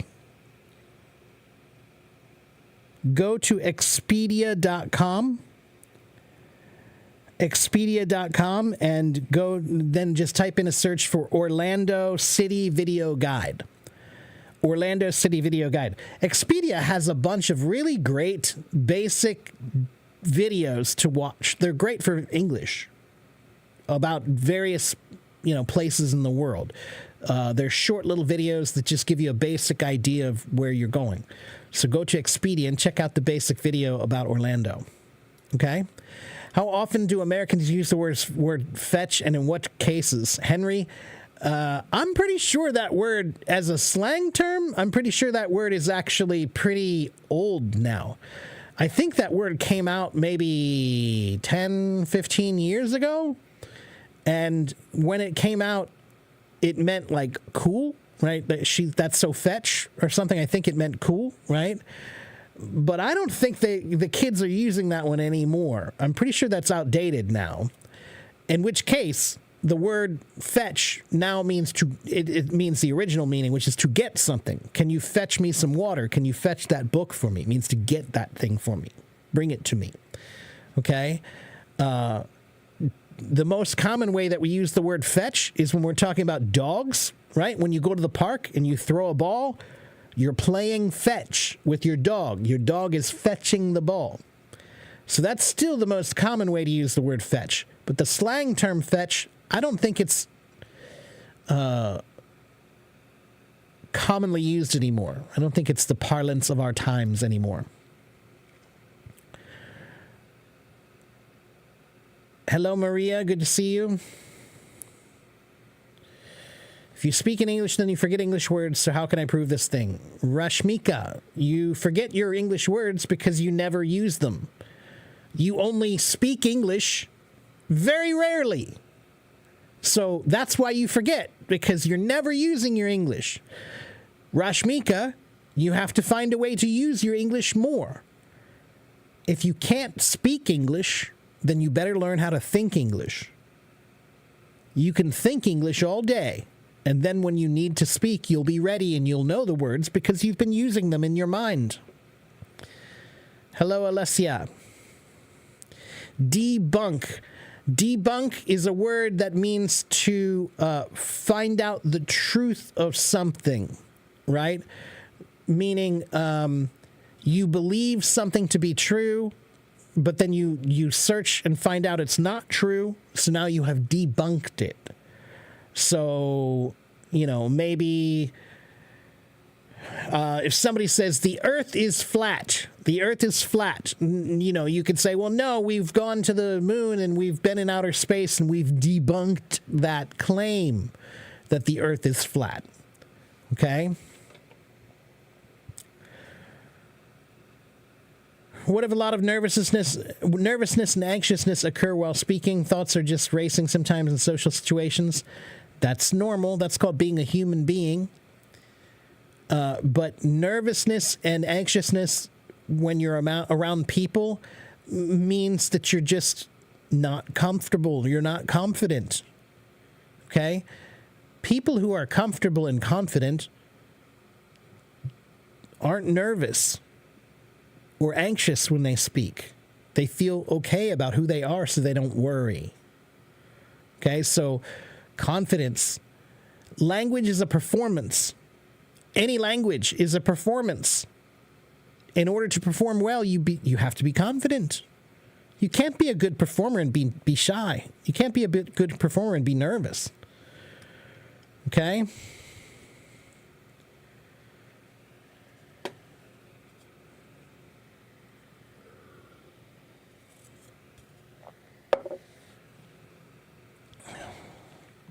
Can I recommend books to improve vocabulary, sentence structure, and enhance knowledge? Well, all books do that. But there are a bunch of vocabulary books. English Vocabulary in Use is a popular vocabulary series. I don't usually use vocabulary books for learning vocabulary. I think the best way to improve vocabulary is just to read. If you're not reading, then you're not learning. Should you buy a dictionary to study English? You should buy a dictionary, but you shouldn't use it to study English. You should just have it when you need to look up words. Just like I have a Chinese dictionary, but I don't use my Chinese dictionary to study Chinese. Right? I use my Chinese dictionary to look up meanings of words I don't know, but I don't use it as a study tool. Okay? It's not effective to learn any language from a dictionary.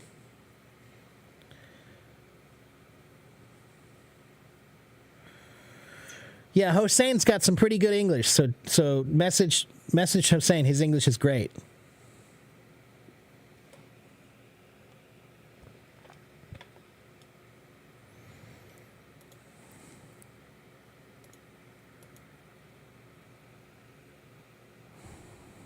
All right.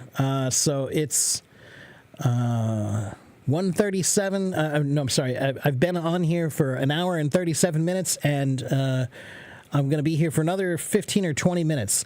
If you want to, you can go to my YouTube channel. You can follow my YouTube videos. There are many videos you can watch with lots of tips about learning English. If you want private lessons, you can go to my website and sign up on my website, and I can teach you. Not for free. I'm a paid teacher. I get real money for real help. Okay? So go to my YouTube channel or my website.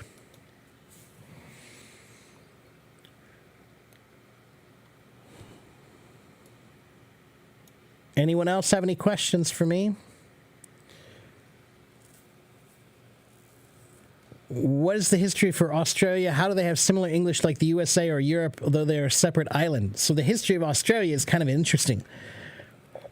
Australia, which is it's a giant country, right? And it's basically a giant separate island, right? It's a huge island, right? And originally it was a penal island, P-A-N-A-L, which means England used to send their criminals to Australia. That was the way that it got started. Actually, some of America was a little bit that way too. So, yeah, Australia started as a British colony, and they started by sending their penal prisoners there. It was a penal colony. So, as in penalty. That's right, as in penalty. That's where the same meaning, the words are related, penal and penalty. So it was a penalty community. Yeah, it was a place where they sent you there. It was like a jail. They wanted to get the bad people away from England, so they sent them to Australia. Kind of funny, right? And they eventually became their own colony, just like America became independent, right? How much are my lessons? Well, it depends on how many you buy. If you buy more, it's a little bit cheaper. But in general, I will say that my price is around $15 per half an hour or $30 per hour. Okay, if you buy a package of lessons, if you buy 12 lessons, then it's $12.50 per hour. I'm sorry, $12.50 per half an hour, $25 per hour. If you only buy one, $15 per half an hour, $30 per hour. If you buy a package, then each lesson becomes a little cheaper. Okay? And I am still cheaper than most teachers with my level of background. How or what do I teach in private lessons? I teach whatever you need to know. I am a teacher. I've been teaching English since 2009. I have been teaching since, 1994. Okay, so I've been teaching for a long time. I have a lot of experience. I am a certified English teacher with my TEFL certificate. I taught English for 4 years in Taiwan. I have about 75,000 followers here Okay, so what do I teach? I teach English, but it's different for everybody. Some people need more work on their writing. Some people need more work on their reading. Some people need more work on their grammar. Everybody gets a customized plan of learning from me. What's included in basic grammar? Basic grammar. Go look it up. You'll see it. Thank you, Hesitate. I appreciate that very much. Is my YouTube channel monetized? It is, but I don't think I'm making almost anything yet. Yeah. Look, guys, I'm an English teacher. I'm trying to be a businessman because that's the nature of the world. You have to, right? But I'm focused on teaching. That's my focus is on teaching. I want to make money, but my focus is on teaching. So I don't know how much money I'm making on my YouTube channel. I don't know. I'm busy. I'm busy. I just focus on trying to teach.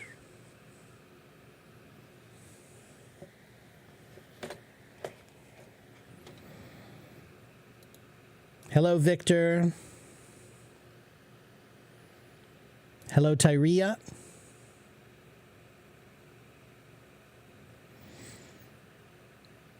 Thank you, Maria.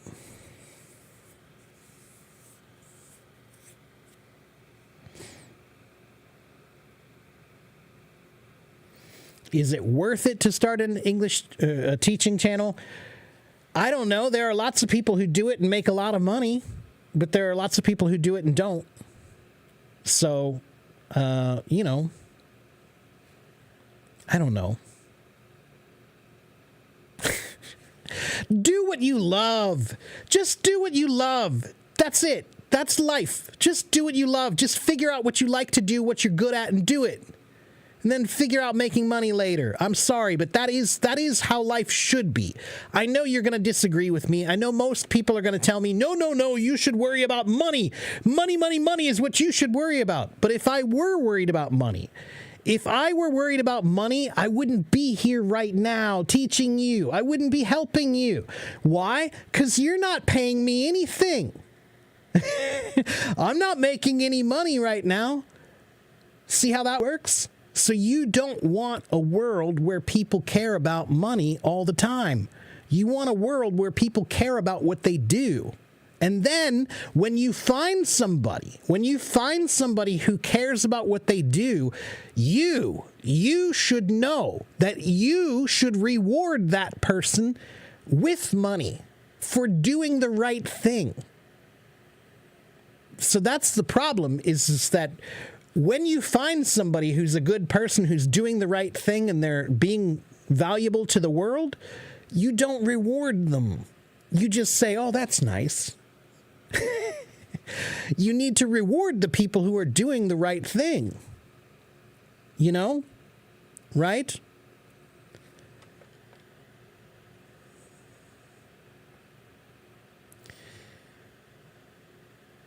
Thank you very much, Carlos. Good to see you again. Thank you, Henry.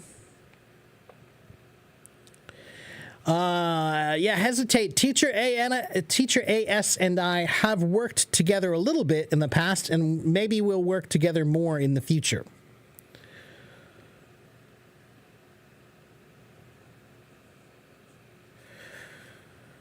What do I think about English studying? You have studied for 12 years, but you still can't speak it frequently. Scott, 很多中国人他们学英文好多年，可是他们不可以说，他们如果他们试试看，如果他们说英文，他们太紧张的，太紧张 ，too nervous， 他们不可以说。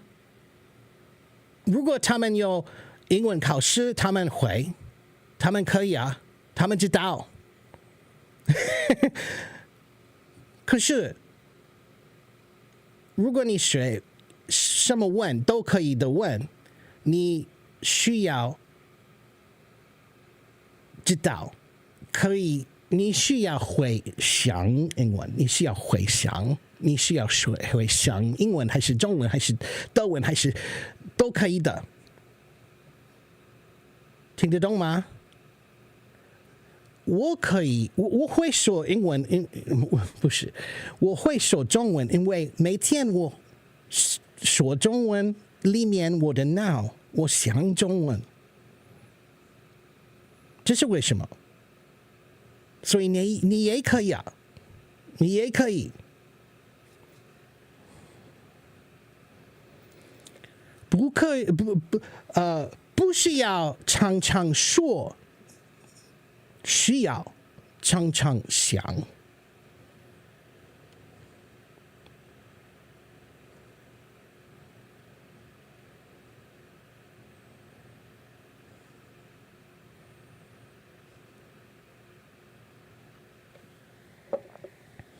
Okay?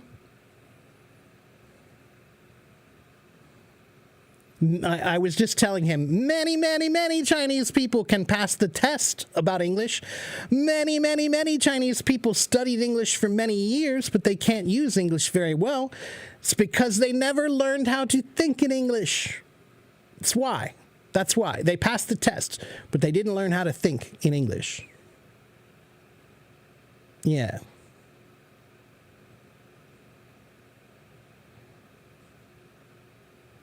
You need to think about Chinese frequently. Well, then you need to think in Chinese more. I need to think about Chinese sometimes, but not too frequently.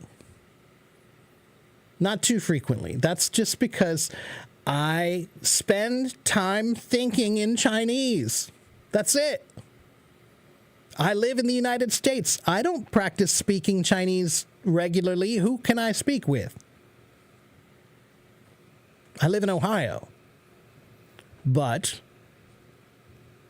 如果我去商店，我想中文，我是要买什么东西？我是要买这个。哦，这个就是买完了，为什么？这个是好贵了，太贵了。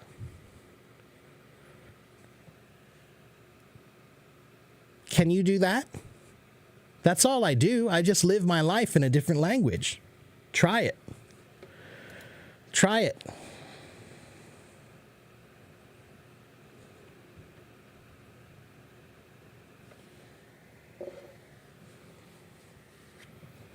Yeah, whatever language you're learning. I don't care what language you're learning. Thinking is a really important part of that language. That's it. Okay? If you can't think in the language, then how can you speak in the language? All right, would someone like to come talk to me for a minute before I go? Who wants to come talk to me? Raise your hand.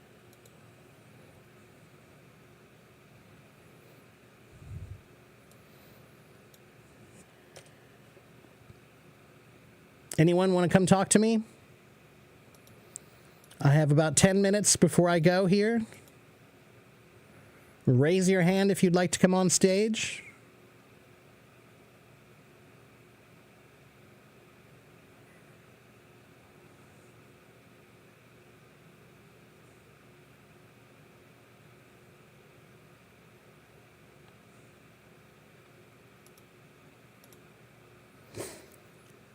Let's talk to Positive Energy Anchor. That's an interesting name.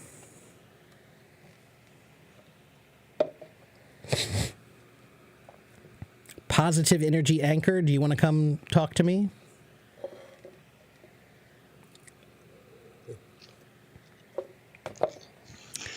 Hello, my friend. How are you? Oh, I'm doing great. How are you? Good. What should I call you? My name is Wang Ning. What is it? Wang Ning? Yeah, Wang Ning. Wang Ning. Okay, Wang Ning. W-A-N-G-L-A. Okay. Nice to meet you. And you're in China in what city? Are you in Beijing or where? Oh, I'm from Greater Province, you know. Oh, okay. All right. I do know. So what can I do for you today? How can I help you? I have followed you for a long time. Oh, thank you. more than 6 months. Thank you very much. I appreciate that. Oh, you're welcome. I think your pronunciation is really clear. So, when I download this application, I followed you. Thank you. Thank you very much. I'm glad. I'm glad you find my teaching to be helpful and useful. Oh, Thank you. you're welcome. I'm just telling you the truth. I appreciate that. I appreciate that. So do you have a question for me today or anything I can help you with?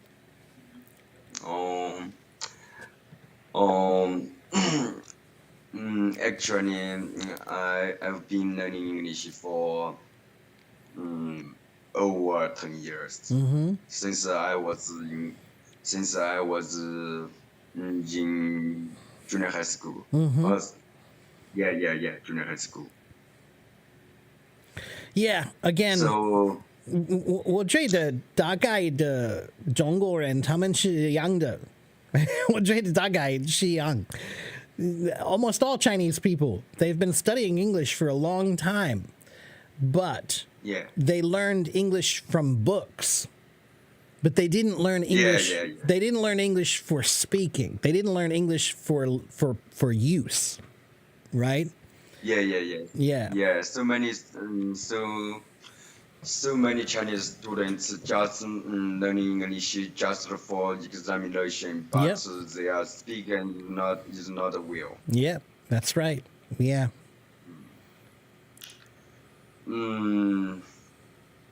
So It's mostly because, again, I told you that's there's one big important part of language that schools never talk about. In school, Yeah. they never talk about thinking in English. They never talk about thinking in the language you're learning. They don't tell you that. And when I learned language in America, it was the same. In high school, I learned German for 3 years. I should be able to speak some German, but I can't. Because when I learned German, I was learning how to write and read and listen and speak, but I never learned how to think in German. I was always thinking in English and then translating everything. That's what I thought you were supposed to do. I thought you were supposed to just translate everything. No, everybody, that is not how language is supposed to be. The purpose of learning a language is so that you can think in that language. So whatever language you're trying to speak, that is the language you should be trying to think in. And if you cannot think in that language, that is a problem. Yeah, that is a problem. Yeah. You, I think your saying is really right. I agree with you. Yeah, do you know why they don't talk about thinking? Do you know why? They don't talk about... Go ahead, you tell me why you think. Maybe they are lack of language environment. It's actually not that. The reason why they don't ever talk about thinking in English or thinking in a language that you're learning is because you can't test for thinking. How do you make a test for thinking? You can't. Nobody can see inside your mind, so they can't test your thinking. So that's why they never talk about thinking. But the most important part of language is understanding that thinking is like the platform that your reading, writing, and listening is standing on. So they're standing on the platform of thinking. And if your platform is weak, then your reading, writing, listening, and speaking will be weak, right? So that's the secret of any language, whatever language you're learning. I don't care what language it is. This works for every language. You have to learn how to think in that language if you want to learn how to speak, write, read, or listen in that language. Yeah. But they never talk about that because you can't make a test. You can't test for it, so they don't talk about it. But that's just a very big, important problem with language learning. Yeah. Yeah, you're right. mm, I have a confusion. Okay. One, let me say. Well, when you are speaking English, I can understand you what you say every word, but but from other countries, foreigner, and when they are speaking, I cannot understand they are saying. So why? Yeah. So this is confusing for me. Yeah, I hear this a lot. Many people, they come here and they say, I can understand you like 100% or 90%. But when I listen to somebody on YouTube, I can't understand them. There are a few reasons why. Okay, one reason why you can understand me is because I'm a teacher. It's my job to speak well. That is my job. English is my job. If I can't speak English well, then I shouldn't be an English teacher, right? And I do my best. I do my best to overpronounce my words, right? So when I speak, I try to speak like a teacher, and I also try to speak like an actor, okay? Like a stage actor, like a play actor. Actors, when they're on stage in front of many people, maybe they have no microphone. So if they have no microphone and they're on stage in front of many people, they must learn how to speak very clearly so everyone can understand what they're saying, right? It's called enunciation. Enunciation means a focused perfection of the mouth movements to make perfect sounds. That's what enunciation is. Okay, so one, I'm a teacher. It's my job. Two, I try to speak very clearly like an actor. I slow down my speech just a little bit, about 10 or 15%. I slow down a little bit, okay? And then three, there's another reason why. Well, actually, no, there are two more reasons why. One is because I'm a teacher, and I used to teach English in Taiwan, okay? I taught English for 4 years in Taiwan. And when you teach children from another country, you have to learn how to speak very slowly and clearly and simply. I don't use big vocabulary words. Why? It's not that I don't know big vocabulary words. I know them. But my audience is mostly beginners or intermediate levels. So I try to keep my vocabulary to a beginner intermediate level most of the time. Okay, so I use simple language. And then there's another reason, which is that I use the nicest microphone you can buy. Yeah. This microphone, this equipment is the nicest that you can get. So it sounds really, really, really good because I made it that way. I'm a musician. You can see behind me, I'm a drummer, right? And so as a musician, I really care about high quality sound. I want high quality sound. So when I started doing live streaming, I got the nicest microphone that you can get. And it sounds great because of that. So this is the draw.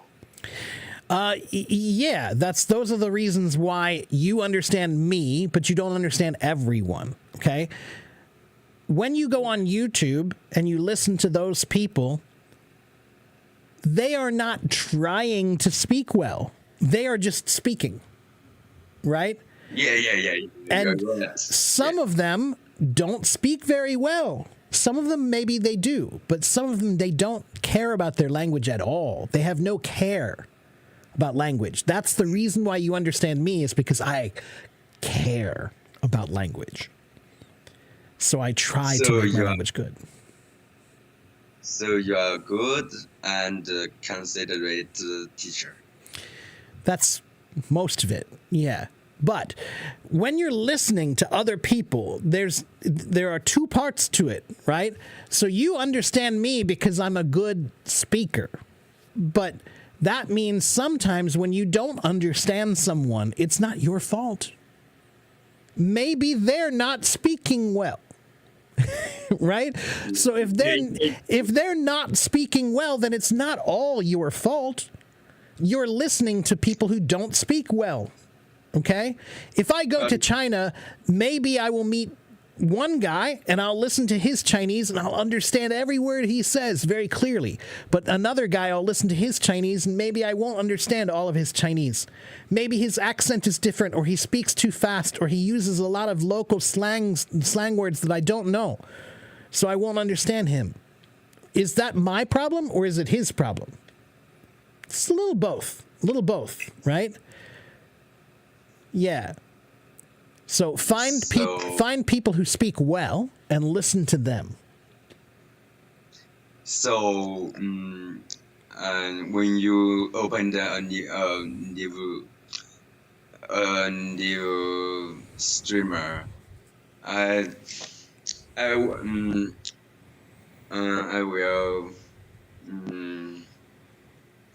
do how to say? That's all right. Take your time. Take your time. I will join your new story and listen to your pronunciation voice. Okay. And it can help me to practice my listening and make a sense of my language. Yeah, you're doing really well. So you just need to keep working on it. And remember what I said. Language is mostly about thinking. It's mostly about thinking. Yeah. So you have to spend most of your time focused on thinking. Okay, 50% of your practice should be thinking practice. 50%, everybody. So you are all thinking about, how am I going to practice my writing or my reading or my speaking or my listening? That's great, but you should be thinking about, how can I practice my thinking? How can I practice my thinking? That's what you should think about. You're right. I will keep in mind. Okay, do it. It works. Trust me. Okay? So sometimes when some people they are saying, if I cannot understand what they are saying, it makes me confused. Well, again, though, not everybody, it's not always your fault. Sometimes you're just listening to somebody who doesn't speak very well, right? So it's like if you learn the piano, your piano teacher will tell you, you should listen to this person and this person and this person. Why? Because these three people, they're the best. They're the best, so you should listen to them, and then you can listen to what it sounds like to be great, right? She doesn't tell you, oh, you should listen to everybody in the world who plays piano.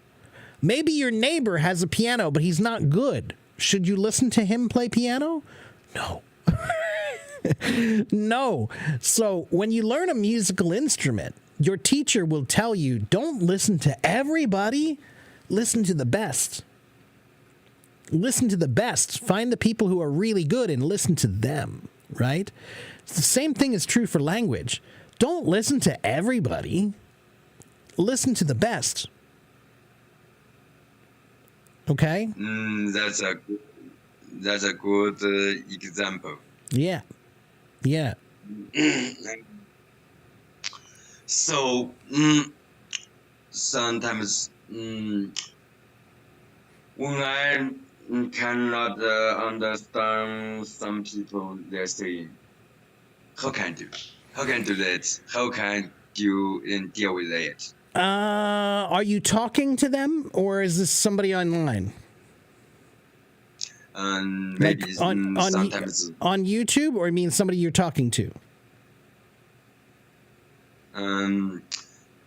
Sometimes though I joined other people's live stream or voice through. Okay, and you're trying to talk to them, or you're just listening to them? I'm trying to talk to them. I'm trying to talk to Okay, to them, so but easier speaker. Okay. I feel Okay. a little bit, Yeah. feel a little bit difficult to understand. So if you're speaking to someone, then you have to do the same thing I do in China all the time. 不好意思，我的中文还好啊，你可以说慢一点吗？你也可以说 say, I'm so sorry, my English is not very good. Can you speak a little bit more slowly, please? That's all. Just say that. That's all. It's easy. And I have to say that in Chinese often. Okay? 很多中国人他们听我的中文，他们觉得哦，他们的中文好厉害，然后他们说太快了，我听不懂他们说什么，因为他们说太快了，所以我需要告诉他们，不好意思，太快了，可以说慢一点吗？你也可以说 Oh, ，OK？ okay. It's okay. Okay. But if you're listening to someone who speaks too fast, and you're just listening to them, you can make a recording. You can make a recording of them. And now they have many apps. There are many apps where you can slow the recording down a little bit, right? So I think I have one here. Let me show you. I have an app. This app is for musicians. It's for musicians. Sometimes a musician, we want to learn a new song, but the song is very, very hard, very difficult, and very fast. So when we listen, it's too fast. I can't understand. So we use this app, and I can, let's see. Let me see if I can show you.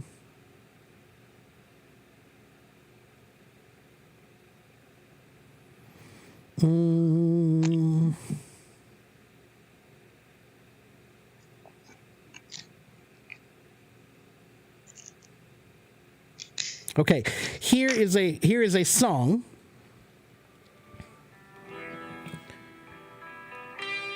Okay, so this song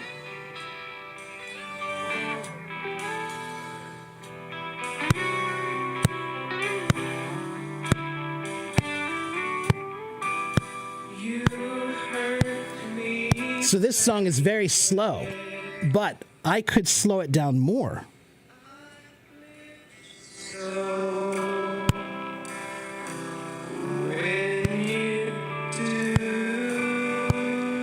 So I'm using this app to slow it down and speed it up however I want.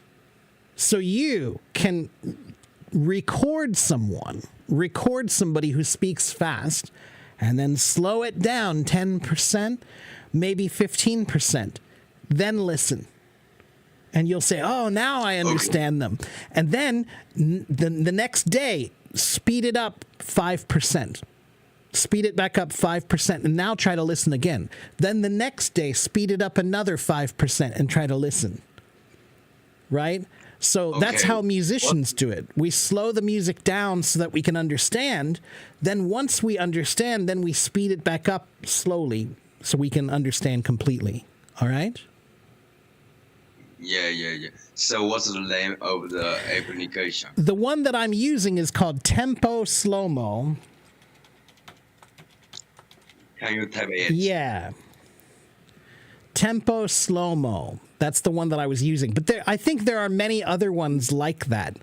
There are many apps that are like that, where you can record it and then slow it down so you can listen to it. Or YouTube, anything on YouTube, you should be able to slow it down so that you can listen to it better. Right? YouTube has a speed thing so that you can control the speed, right? Yeah. Okay. Okay, so you can try that. Yeah.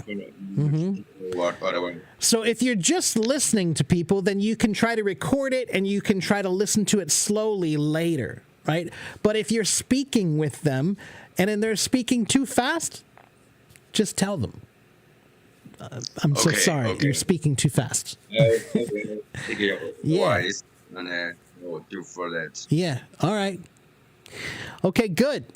Well, it was good to meet you, my friend, and thank you for coming on my stage. Do you have any other questions for me? Maybe next time. Okay, next time. Sounds good. Well, thank you for following me and watching me and supporting me. I appreciate it. And I will see you next time. You're welcome. It's my pleasure. Thank you very much. All right. Take care, my friend. I'll see you next time, okay? Okay. Bye-bye. Take care. Yeah. Goodbye. Bye-bye. Okay. Hello, Miguel.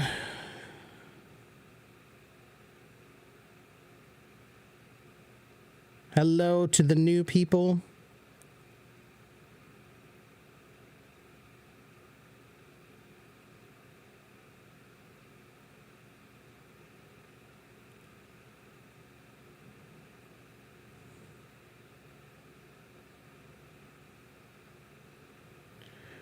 After we understand normal speech, what do you think about putting faster than normal? That's fine. After you learn how to, speak normally, then yeah, you can speed it up. Yeah, you can use that app to speed up the sound too. You can slow it down or speed it up. So if you want to practice listening at a faster speed, then you can just speed up the recording and listen to it back faster. Okay?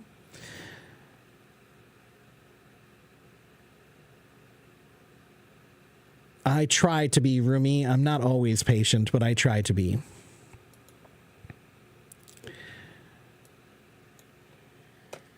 Go to my YouTube channel. There is a 5-minute video on my YouTube channel about how to think in English.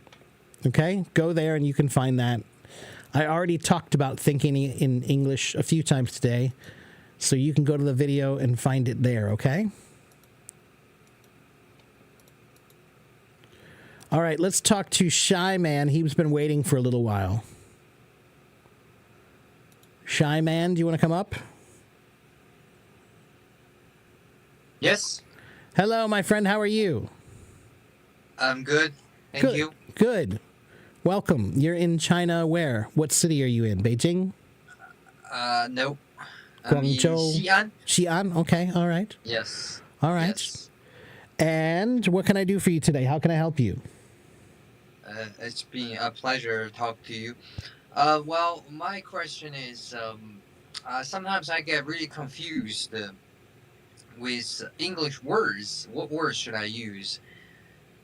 Because oftentimes I use the wrong word, but I don't realize that I'm using the wrong word to talk with other people, because actually that's very natural for me to speak in that way so they can understand me. But after I said the sentence and I realized I could do better, but I just said this wrong word. How can I improve that? And sometimes I want to use the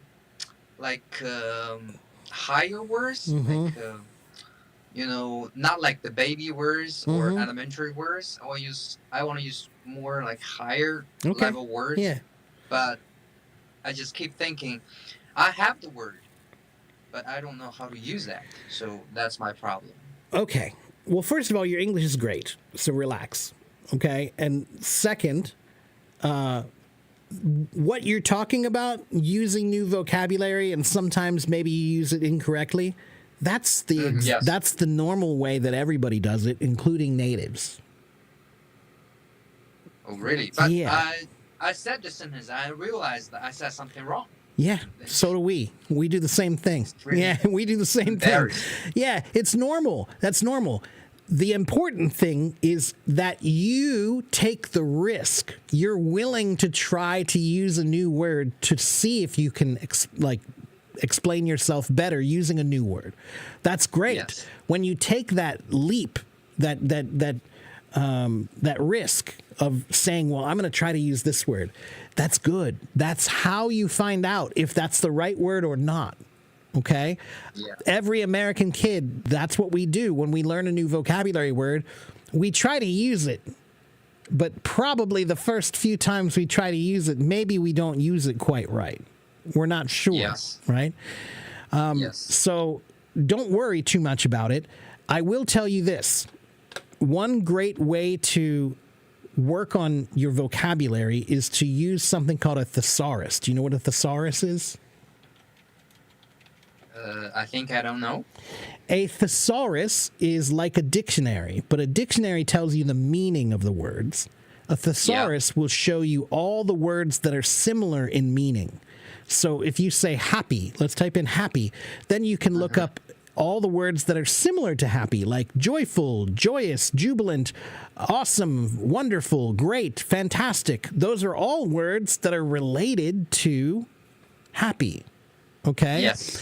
So then you can explore them and see, oh, well, look, this word is similar to this word, so I think it's related.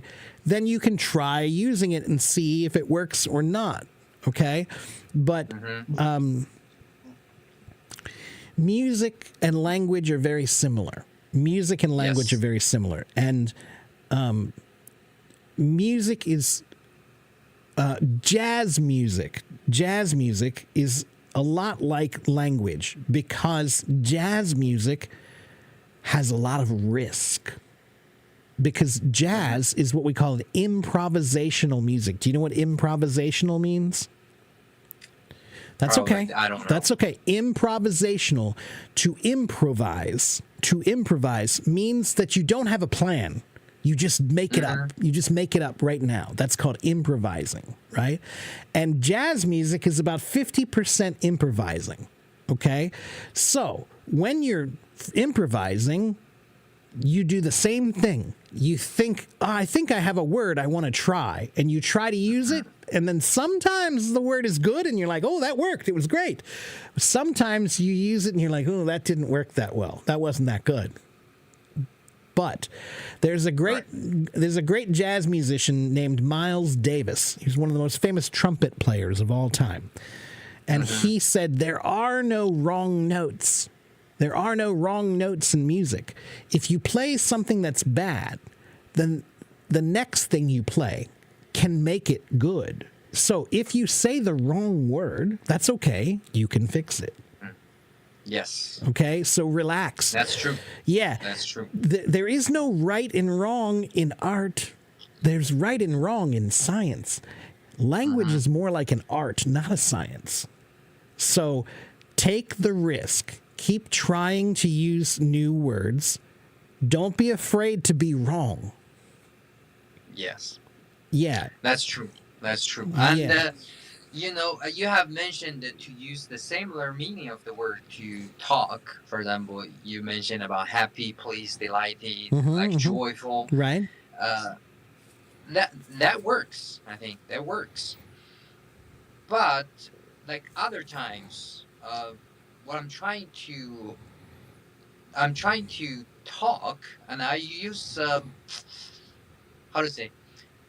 I want to show other people that I really have some knowledge of English. I really want to talk well. I really want to describe this thing accurately. But then I feel afraid inside because I think, oh, I might speak something really, low-level word. I might use some low-level words like baby talk. They'll laugh at me.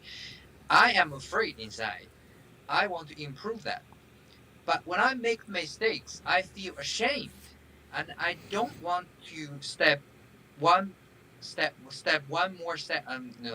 move one more step on. So I'm really, when I got, when I failed to use this word, You I get don't want nervous. to use it again. Yeah. Yes. Yeah. I I get understand. nervous. Yeah. Well, Shy Man, if you notice behind me, there's drums. That's because I am a drummer. And again, being a musician and speaking a language are very similar. Because if I play the drums and I don't play well, people might laugh at me there too. Right? So, drummers, we learn something. All musicians learn a very important rule about music. Simple music played well is always better than complicated music played poorly. Simple language used well is always better than complicated language used poorly.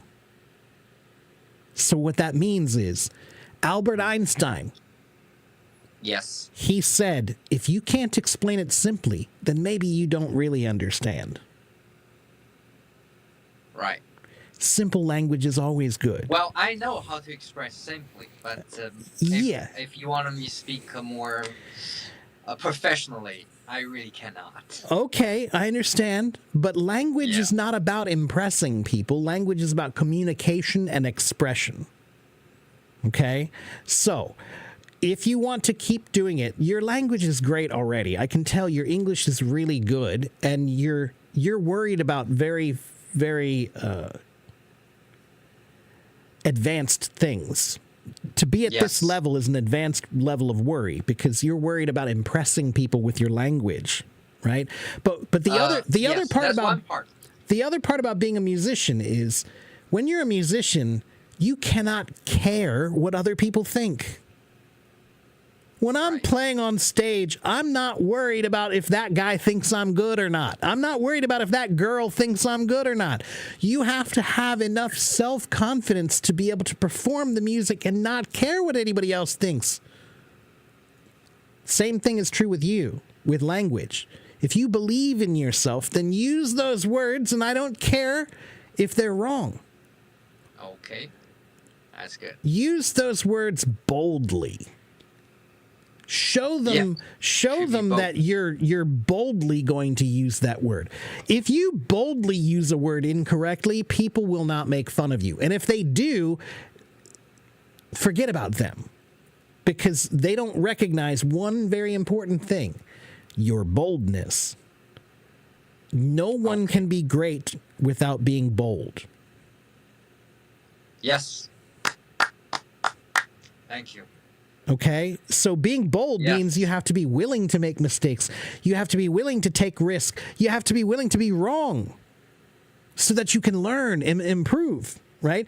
Everybody Right. here is so worried about making mistakes, especially grammar mistakes. So because you're so nervous and worried about your language, you don't speak. You're worried, so you don't speak, so you don't practice enough. If you're bold and you speak and you don't worry about making mistakes, you will learn faster. I tell everybody, if you're not making mistakes, you're not making progress. That's right. Mistakes are an important part of progress. Mistakes are proof that you're trying. That's exactly right. That's exactly right.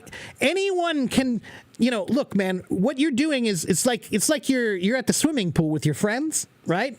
And Yeah. everybody's going to jump in the water, but you want to try to do a nice dive. You want to try to do a nice dive, okay? And maybe the first time you do it, it's not very pretty. It's kind of ugly when you jump in there. So your friends laugh at you. They go, "Oh, look, he tried to dive, but he couldn't do it." Ha ha ha. But you tried. They just jumped in. They didn't even try. They're afraid to try. But you made progress because you jumped in, so you learned, oh, well, it wasn't perfect, but it was okay. Let me try again, and I'll do it better the second time. So you try to jump in again, and now your dive looks a little bit better. Your friends aren't laughing so much. Then you try to dive in again, and your third time, your dive looks pretty good now. Now your friends stopped laughing. The fourth time you jump in, your dive looks great. Now your friends are the ones who feel a little bit embarrassed because they can't dive at all. Well, no one ever taught me that before. In China, we don't have that kind of teaching style. You have to keep trying. In China, if you fail, Yeah, I you're know. a loser. Yeah. Yeah, I know. nobody's gonna accept it. Failure is only the first step to success. Yes, that's very impressive. Nobody told me that before. Yeah, I'm telling you. Yeah. That's very well. There's only one way to fail. If you quit, you fail. Thank you. That's really helpful for me. Okay? If you quit, you fail. It's really helpful. Yeah. You're doing fine. You're doing really well.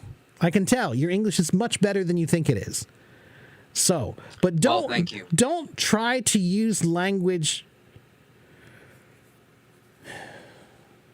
when you speak and you want to impress people, remember that language is like a performance. So if you want to do that, then you're going to have to rehearse. Rehearse means practice many times, right?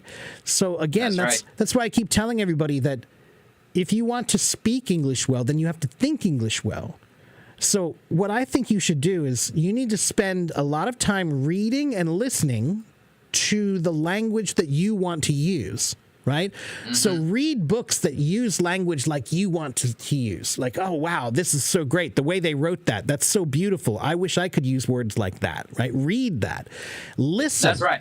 Listen to people who speak the way that you want to speak and be like, oh, wow, I really want to speak like that. If you have those as your models, and then during your day, while you're walking around and living your life, use your mind to think about those things. I was taking a shower this morning and I was thinking about Chinese and I was trying to work out, how do I say that thing in Chinese? How would I say that? What would I do? Oh, I think I would say it like this. That happens to me every day, a lot. I think, if I had to say this in English, if I had to say this in Chinese, how would I say it?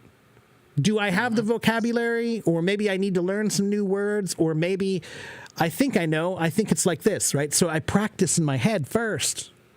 And then if somebody asks me, I'm already rehearsed, right? So musicians cannot perform well. If you go to a club and you see a band and you think, wow, they're so good, they practiced.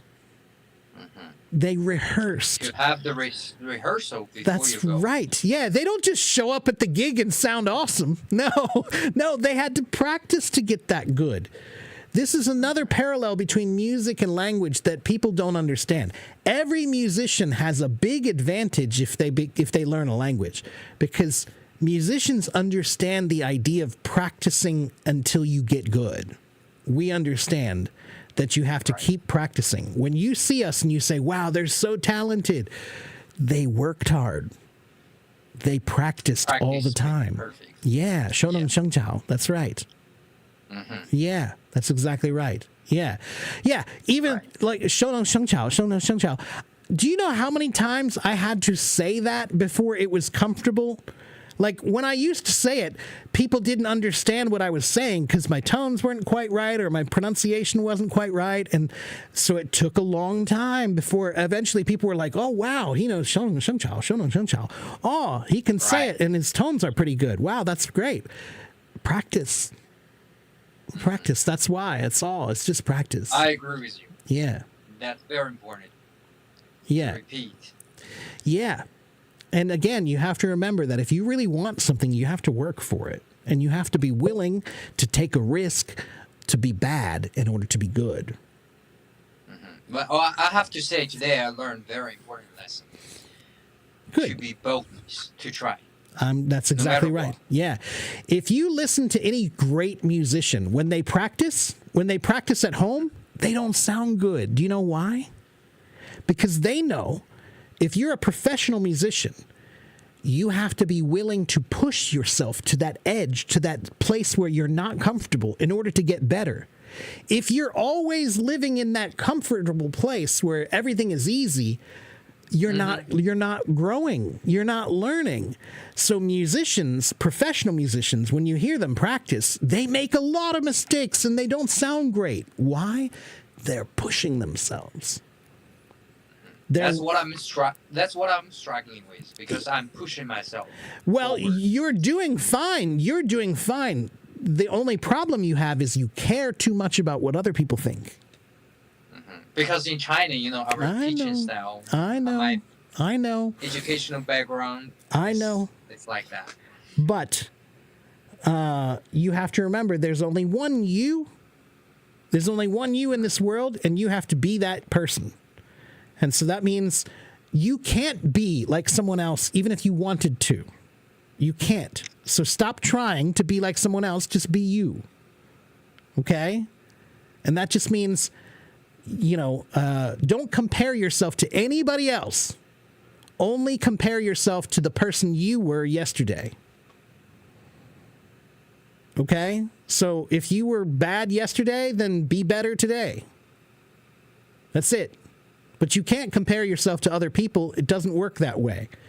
You know, my brother is really good at some things and he's not good at other things, just like me, right? We have strengths and weaknesses. That's being a human. We're all different. So when you compare yourself, you're always going to feel bad because you're comparing yourself improperly. You can't compare yourself to something that's not the same. Shy Man, you may have run out of time. I wonder if you ran out of time. I think you did.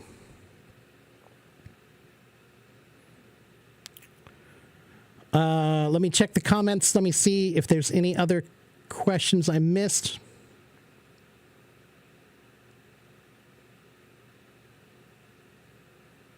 That's right. Language is about building deeper, meaningful conversations and connections. Yeah, through conversations. That's right. Yeah, that's exactly right. Yeah.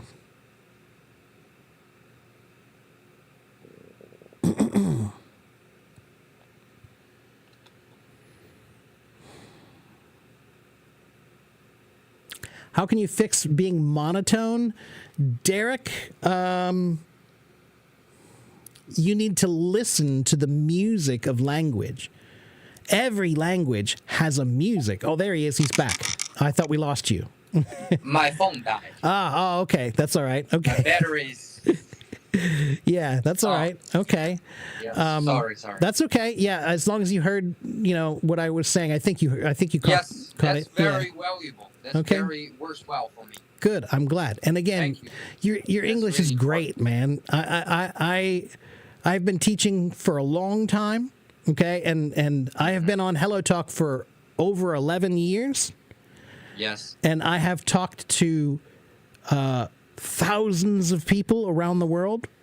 Okay, and I've taught and talked to many, many Chinese people. Your English is good, so don't worry too much. Okay. Thank you.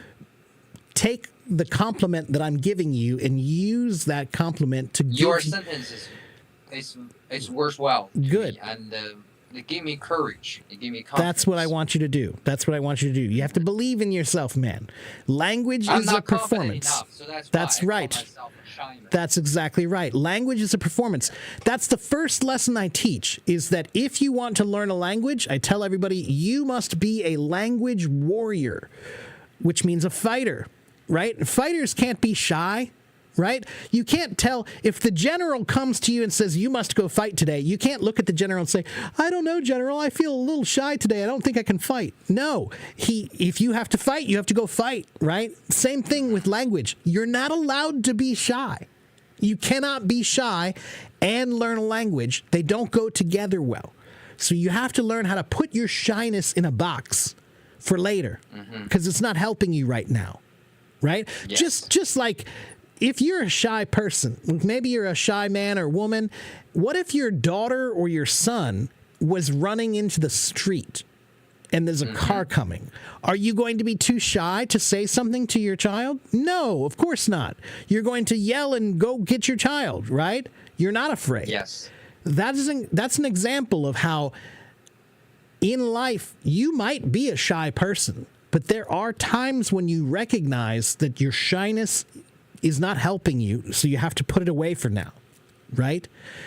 If you want to learn a language, your shyness is not helping you. You have to put it away for now. Be a language warrior, right? And being a warrior means you're not afraid. You're not afraid, right? You're fighting your fear. You're telling the truth. That's right. And what is your fear? We're afraid of making mistakes, right? Yes. Yeah. We are. So, but it's so weird, right? It's normal to be afraid of bears. It's normal to be afraid of lions or tigers or sharks, but we are afraid of words. How weird is that? It's so weird. Every day we walk around and you go into the 7-Eleven and you're afraid of words. What's going to happen if I say the wrong word? A lion is going to eat me. No, it's not. If you say the wrong word, probably nothing will happen. So relax. It's okay. Just relax. It's a very funny thing about humans. We are just about as afraid of lions and tigers and bears and sharks as we are of speaking in public. Yeah, we That's get true. so weird about speaking. So you just have to relax and remember that language is a performance. And the best performers are the ones who they are willing to be nervous. They're willing to get on stage even when they're nervous and try to play. Right. I have been listening to your talk for a long time. That's why my phone died. I really agree with the point that you make in your speech or your teaching videos that you said you have to think in English. You have to think in English and practice every day with yourself, not with other people. That's Because right.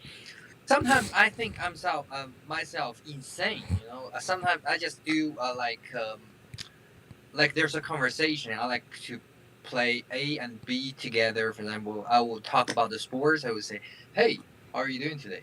"Oh, I'm doing fine." That's exactly So right. what sport is your favorite? That's perfect. Something like that. That's good. That's what I tell people here. I say there are 4 rules to practicing speaking, right? So practicing thinking is the best way because you can think anytime. You don't need a partner, right? But if you That's want to right. practice speaking, I definitely agree with that. there are 4 ways to practice speaking. Step 1 is try to find a native speaker, right? So if you live in Xi'an, maybe there are some, teachers teaching English there. You can go find them. How can you find the foreigners? It's easy. Find the food. So in Xi'an, Yes. find out where the best burger is and go there on a Saturday or Friday night.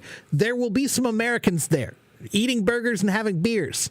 Go talk to them. Offer to buy a beer or some French fries and say, "Hey, can I practice my English with you for some fries?"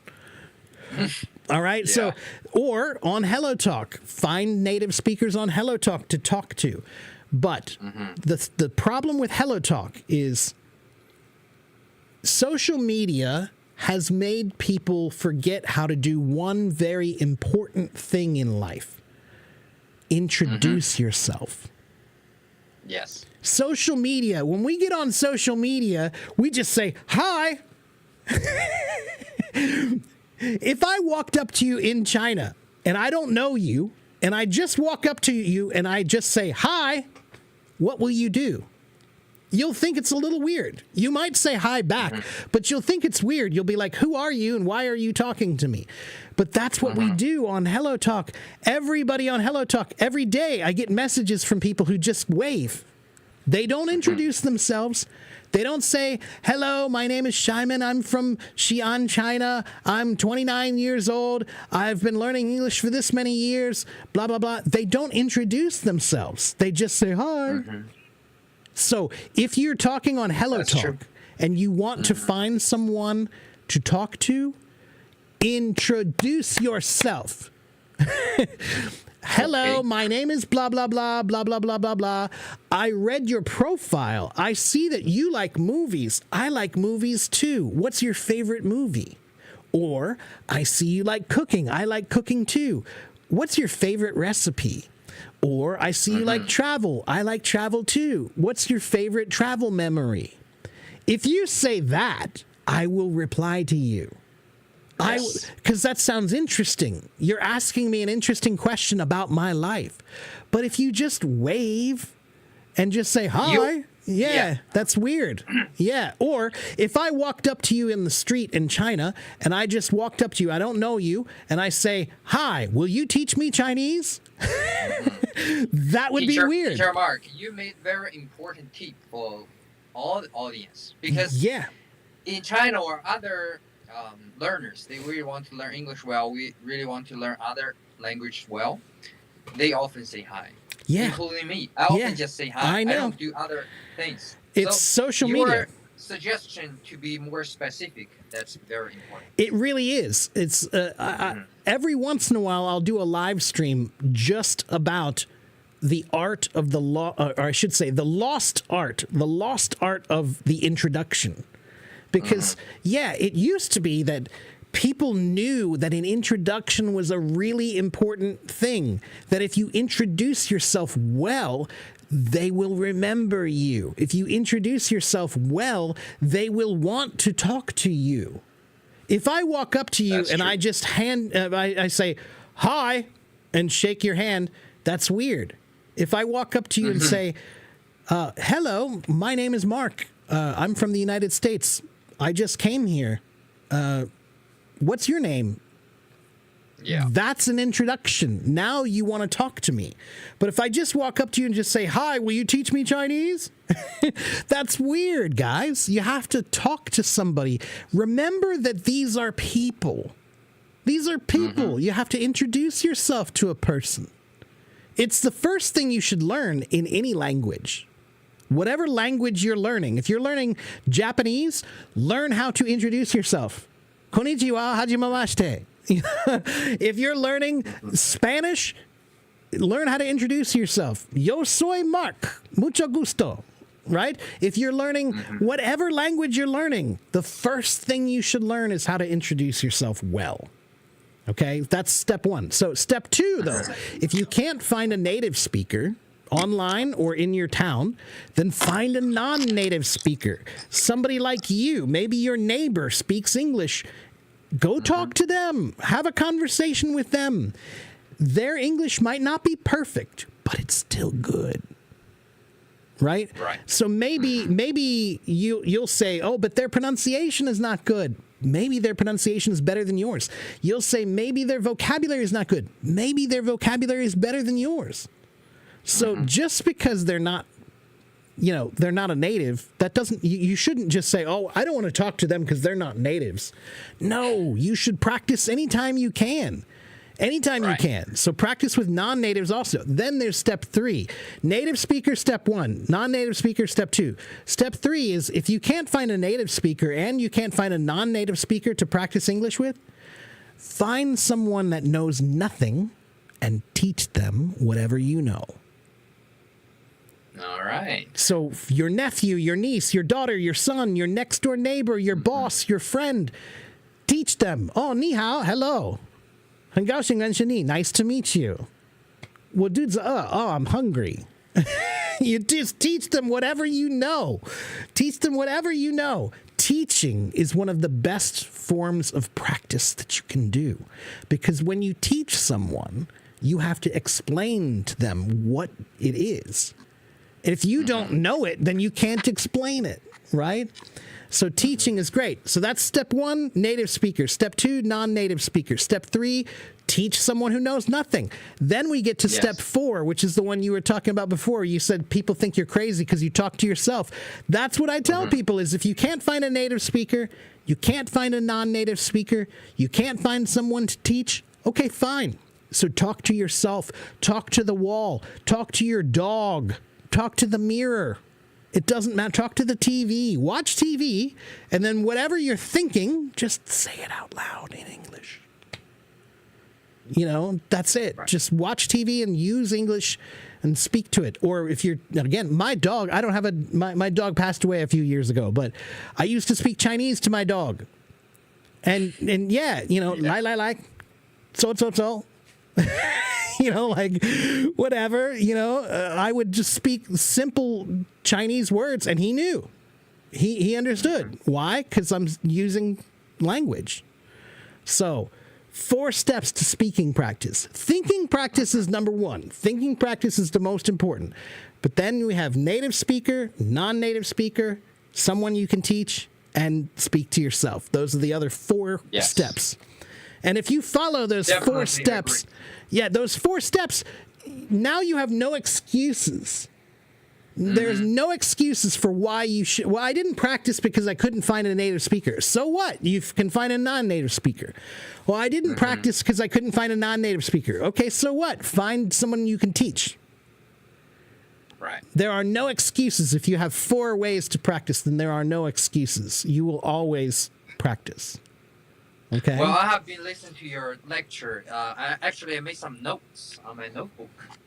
You talked about that learning a language. There are 4 stages. Number 1 is like the baby or this is the steps of thinking. Beginning level. That's the steps of thinking. Right. Just baby language like yummy, like I like. That's right. I do, something like that. That's right. And then you have the elementary level. You say the people, the non-English speaker wants to say, "What's this? What's Yeah, that?" that's right. Just Why like is little it? kids. That's right. They ask Yeah. a lot of questions. You know, why are we going Yeah. here? What's this? Why is that this? Blah, blah, blah. Just who, what, when, do where, we why, eat? how. When That's do we right. sleep? Things That's like that. right. That's exactly number right. two. Mhm. Number two stage. Number three, you talk about like high school level. Mhm. People talk about like relationships, Yeah, hometowns, I call that hobbies, identity international English. issues. Yeah, identity That's- English is talking about your family, Yeah. your friends, your work, your hobbies, your interests, your goals, your dreams, your plans, your routine. Those are not too difficult, but they're important to your identity. Oh no, we lost Shyman. I think maybe his time limit ran out now. So we were just talking about the 4 levels of how to think in English. Step 1, baby English. Step 2, elementary English. They ask a lot of questions. Step 3, identity English, which is talking about yourself, right? Your life. And then step 4 is advanced English, topic English, where we're talking about your beliefs about religion and economics and philosophy and science and history. What do you believe in? Okay? Oh, well, that was a good conversation, though. Shyman, I'm sorry we probably lost your time limit there, or we lost you because of your time limit. And on that note, I think it's about time for me to go as well. You're welcome, Soraya.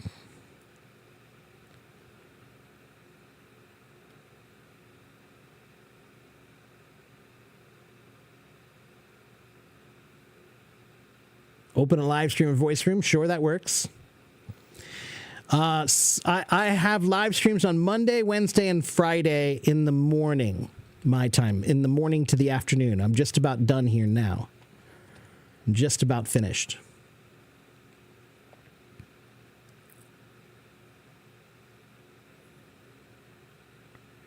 Fake it until you make it. Well, yeah, kind of. You know, fake it till you make it is a really good idiom, which just means that if you pretend to do something long enough, right? If every day you pretend to do this thing, right? So if you say, I'm not good at English, but I'm going to pretend to be good. Tomorrow, I'm going to pretend to be good in English. And the next day, I'm going to pretend to be good in English. And the next day, I'm going to pretend to be good in English. If you do that every day, eventually, you're not pretending it anymore. You're not pretending anymore. Okay?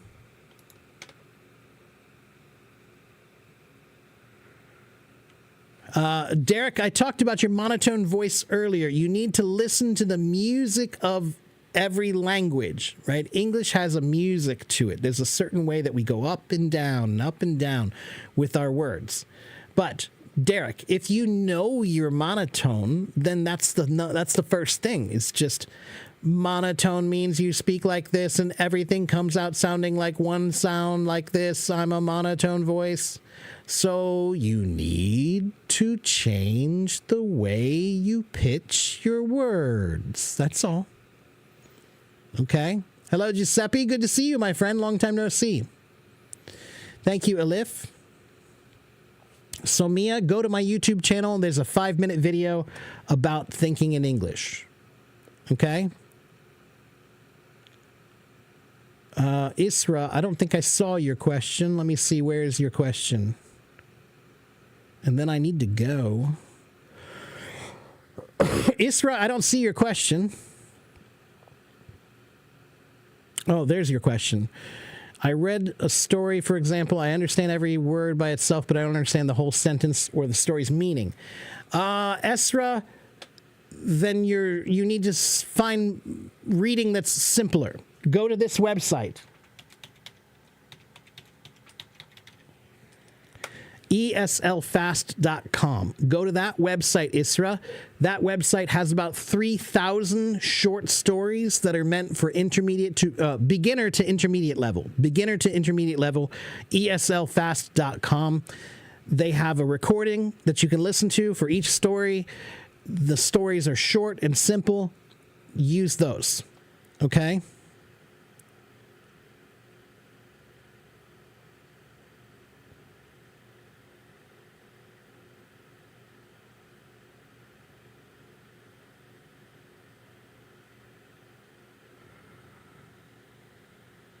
Hello, Young Wei. Good to see you.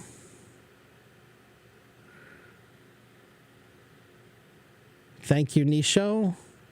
How about the safety situation living in the U.S.? I don't worry about my safety in the U.S. I really don't. I don't think about it ever. It's the news. You see the news and you think that we must be killing each other all the time here with guns, and we see guns everywhere we go. No, I'm sorry. But I don't worry about my safety in the United States. There are good neighborhoods and there are bad neighborhoods, and you should be careful a little bit where you go. But if I go to China, there are some neighborhoods that maybe I shouldn't go to, or there are some places that I should be more worried about this or that, right? For example, when I lived in Taiwan, I was very safe most of the time, but I lived in a small town called Linkou for a while. And if you went out at night, there were dogs. There were wild dogs sometimes that would attack people if you're not careful. Maybe you're going for a run at night and some wild dogs attack you. You have to be careful. You have to know where the dogs live so that you don't go there, right? So I know the news makes you think that this is a war zone, but it's not, okay? I don't worry about my life here, my safety here. Okay? And remember, the news, when something bad happens, that's all they talk about. On the news, that's all they talk about. Did you know that statistically, you are more safe today than you were 25 or 30 years ago? When I was a boy, we never locked our doors on our house. We never locked the door. In the middle of the afternoon, I could run in and out of my house and open the door, and there was no lock. We didn't care. We were not worried. But guess what? Crime was worse when I was a boy than it is now. So now we lock our door every day, and we're so nervous and worried every day. But the truth is, we're nervous and worried because we hear it on the news all the time. But it's actually not happening as often as you think. Okay? Your colleagues were robbed there last year. Well, it happens. It happens. I'm sorry that happened to your colleagues. It depends on where you go. And traveling anywhere, there's a risk. Right? I'm going to go to Europe here shortly, and maybe someone will rob me. Could happen. Could happen. All right? I'm sorry that happened to your friends, but I wouldn't say it's representative of my country. Okay? Okay, guys, listen, I'm hungry. I'm really hungry. I need to eat. It's almost, it's after 1 o'clock. It's 1:09 p.m., so it's time for me to go get some lunch. I've been here for almost 3 hours. I meant to do 2 hours, but it's been about 3 hours. So before I go, here is my my Linktree. If you want to find all my links are right here on my Linktree. So if you go to that link, Linktree, AFIEC English, you can find my YouTube, you can find my website, you can find my podcast, you can find my Facebook. Everything is on that link, right here. Okay, you can also find my website right there, and you can find my YouTube right here. Okay, so those are my 3 links. If you go there, you'll find everything. All right, to follow me. All right. Thank you, guys. Thank you, Steph. Good to see you, Steph. Thanks for joining again. Always a pleasure. Thank you, Johnny. Good to see you. If you guys have questions and I didn't get a chance to help you today, then please come back and see me again next time. I will be back again on Wednesday. Okay, Monday, Wednesday, and Friday. Monday, Wednesday, and Friday, that's when I'm here. Okay? Thank you very much, Maria. I appreciate your support very, very much. I really do. Okay, guys. Have a good morning. Have a good afternoon. Have a good evening wherever you live. Thank you for watching. Thank you for following. Thank you for participating. Take care, and I'll see you guys on Wednesday. Okay? Bye-bye, everyone.